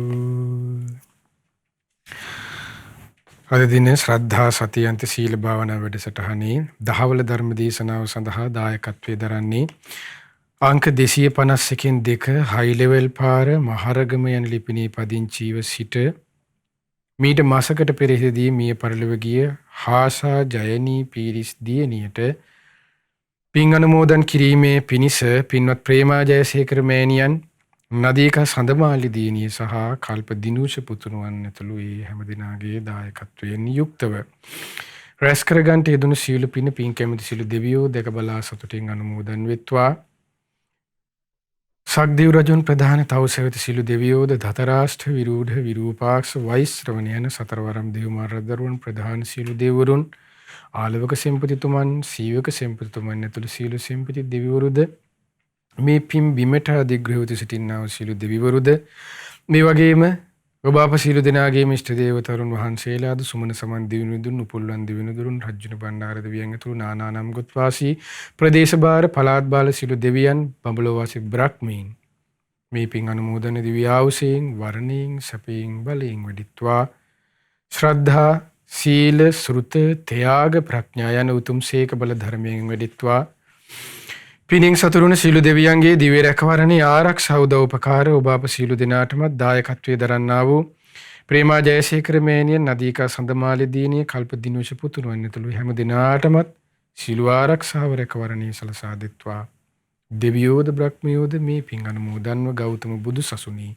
චතුරාර්ය සත්‍ය ධර්මයේම අවබෝධ කරත්වා. ඒ වගේ මේ පින්නතුන් නමින් 2021 මාර්තු මාස 3 වන දින එනම් මීට මාසකට පෙරදී මිය පරලොව ගිය හාසා ජයනි පීරිස් දියණියට මේ පින් අනුමෝදන් වෙත්වා. ඒ වගේම 2018 වර්ෂයේ ජූලි මාස 2 වන දින මිය පරලොව ගිය කොළඹගේ බන්දුලසේන පීරිස් පියාණන්ටද මේ පින් අනුමෝදන් වෙත්වා. අනුමෝදන් වේ නම් සඳහන් කළ නොකළ ඔබ අප සීලු දෙනා නමින්ද මේ පරලොව ගොස් ඥාති වර්ගයා පින් බලාපොරොත්තු වෙන් ඇතනම් ඊ සීලු ඥාතීන්ද සමලස මේ පින් අනුමෝදන ඥාතීන්ගේ පරලොව ජීවිතයේ සැපවත් වෙත්වා සුවපත් වෙත්වා සුවපත් වෙත්වා සුවපත් වෙත්වා ඥාතීන්ද සංසාර දුකෙන් අත මිදෙත්වා. ඒ වගේම දායකත්වයේ දරූ අංක 251කින් 2 හයි ලෙවල් පාර මහරගමන ලිපිනේ පදිංචි පින්වත් ප්‍රේමා ජයසේකර මෑණියන්ට ඒ වගේම නදීකා සඳමාලි දීනියට කල්ප දිනුෂ පුතුණුවන්ටත් මේ පින් අනුමෝදන් වේ. හැම දිනාටමත් නිදුක් නිරෝගී සුවපත් භාවයේ චිරජීවනයේ දීර්ඝායු සම්පත සියලු ආරක්ෂාව රැකවරණයේ සැලසේවා. මේ පින්වත් හැම දෙනා කරන කියන සියලු කටයුතු ਸਰව ප්‍රකාරයෙන්ම සාර්ථක වේවා. ඒ හැම දිනාටමත් සුවසේ පින් දහම් එක්රැස් කරගනිමින් ගෞතම බුදු සසුනේ පිළිසන ලබන්නද මේ පිනත් ඒකාන්තයෙන්ම හේතුපකාර වෙත්වා.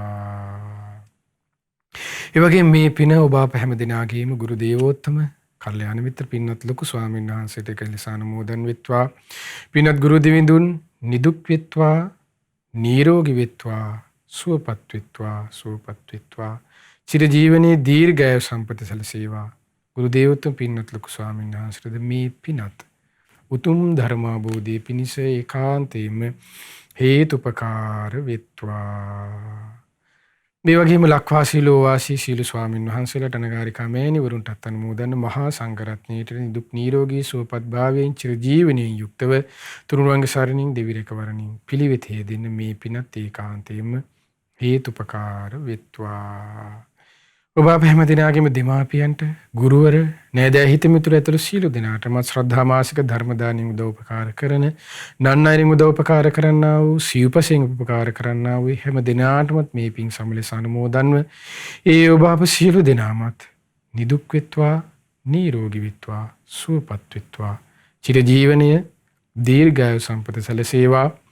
කරන කියන සිතන පතන සියලු ධර්ම කිතුම් පෙතුම් රැකී ආරක්ෂා වෙල්ලෙන්දාම ගවිතෙන්වත් දූදරුවන්ගේ අධ්‍යාපන කටයුතු ආදී ඇතනම් ඒ හැමදේම ਸਰව ප්‍රකාරයෙන්ම සාර්ථක වේවා.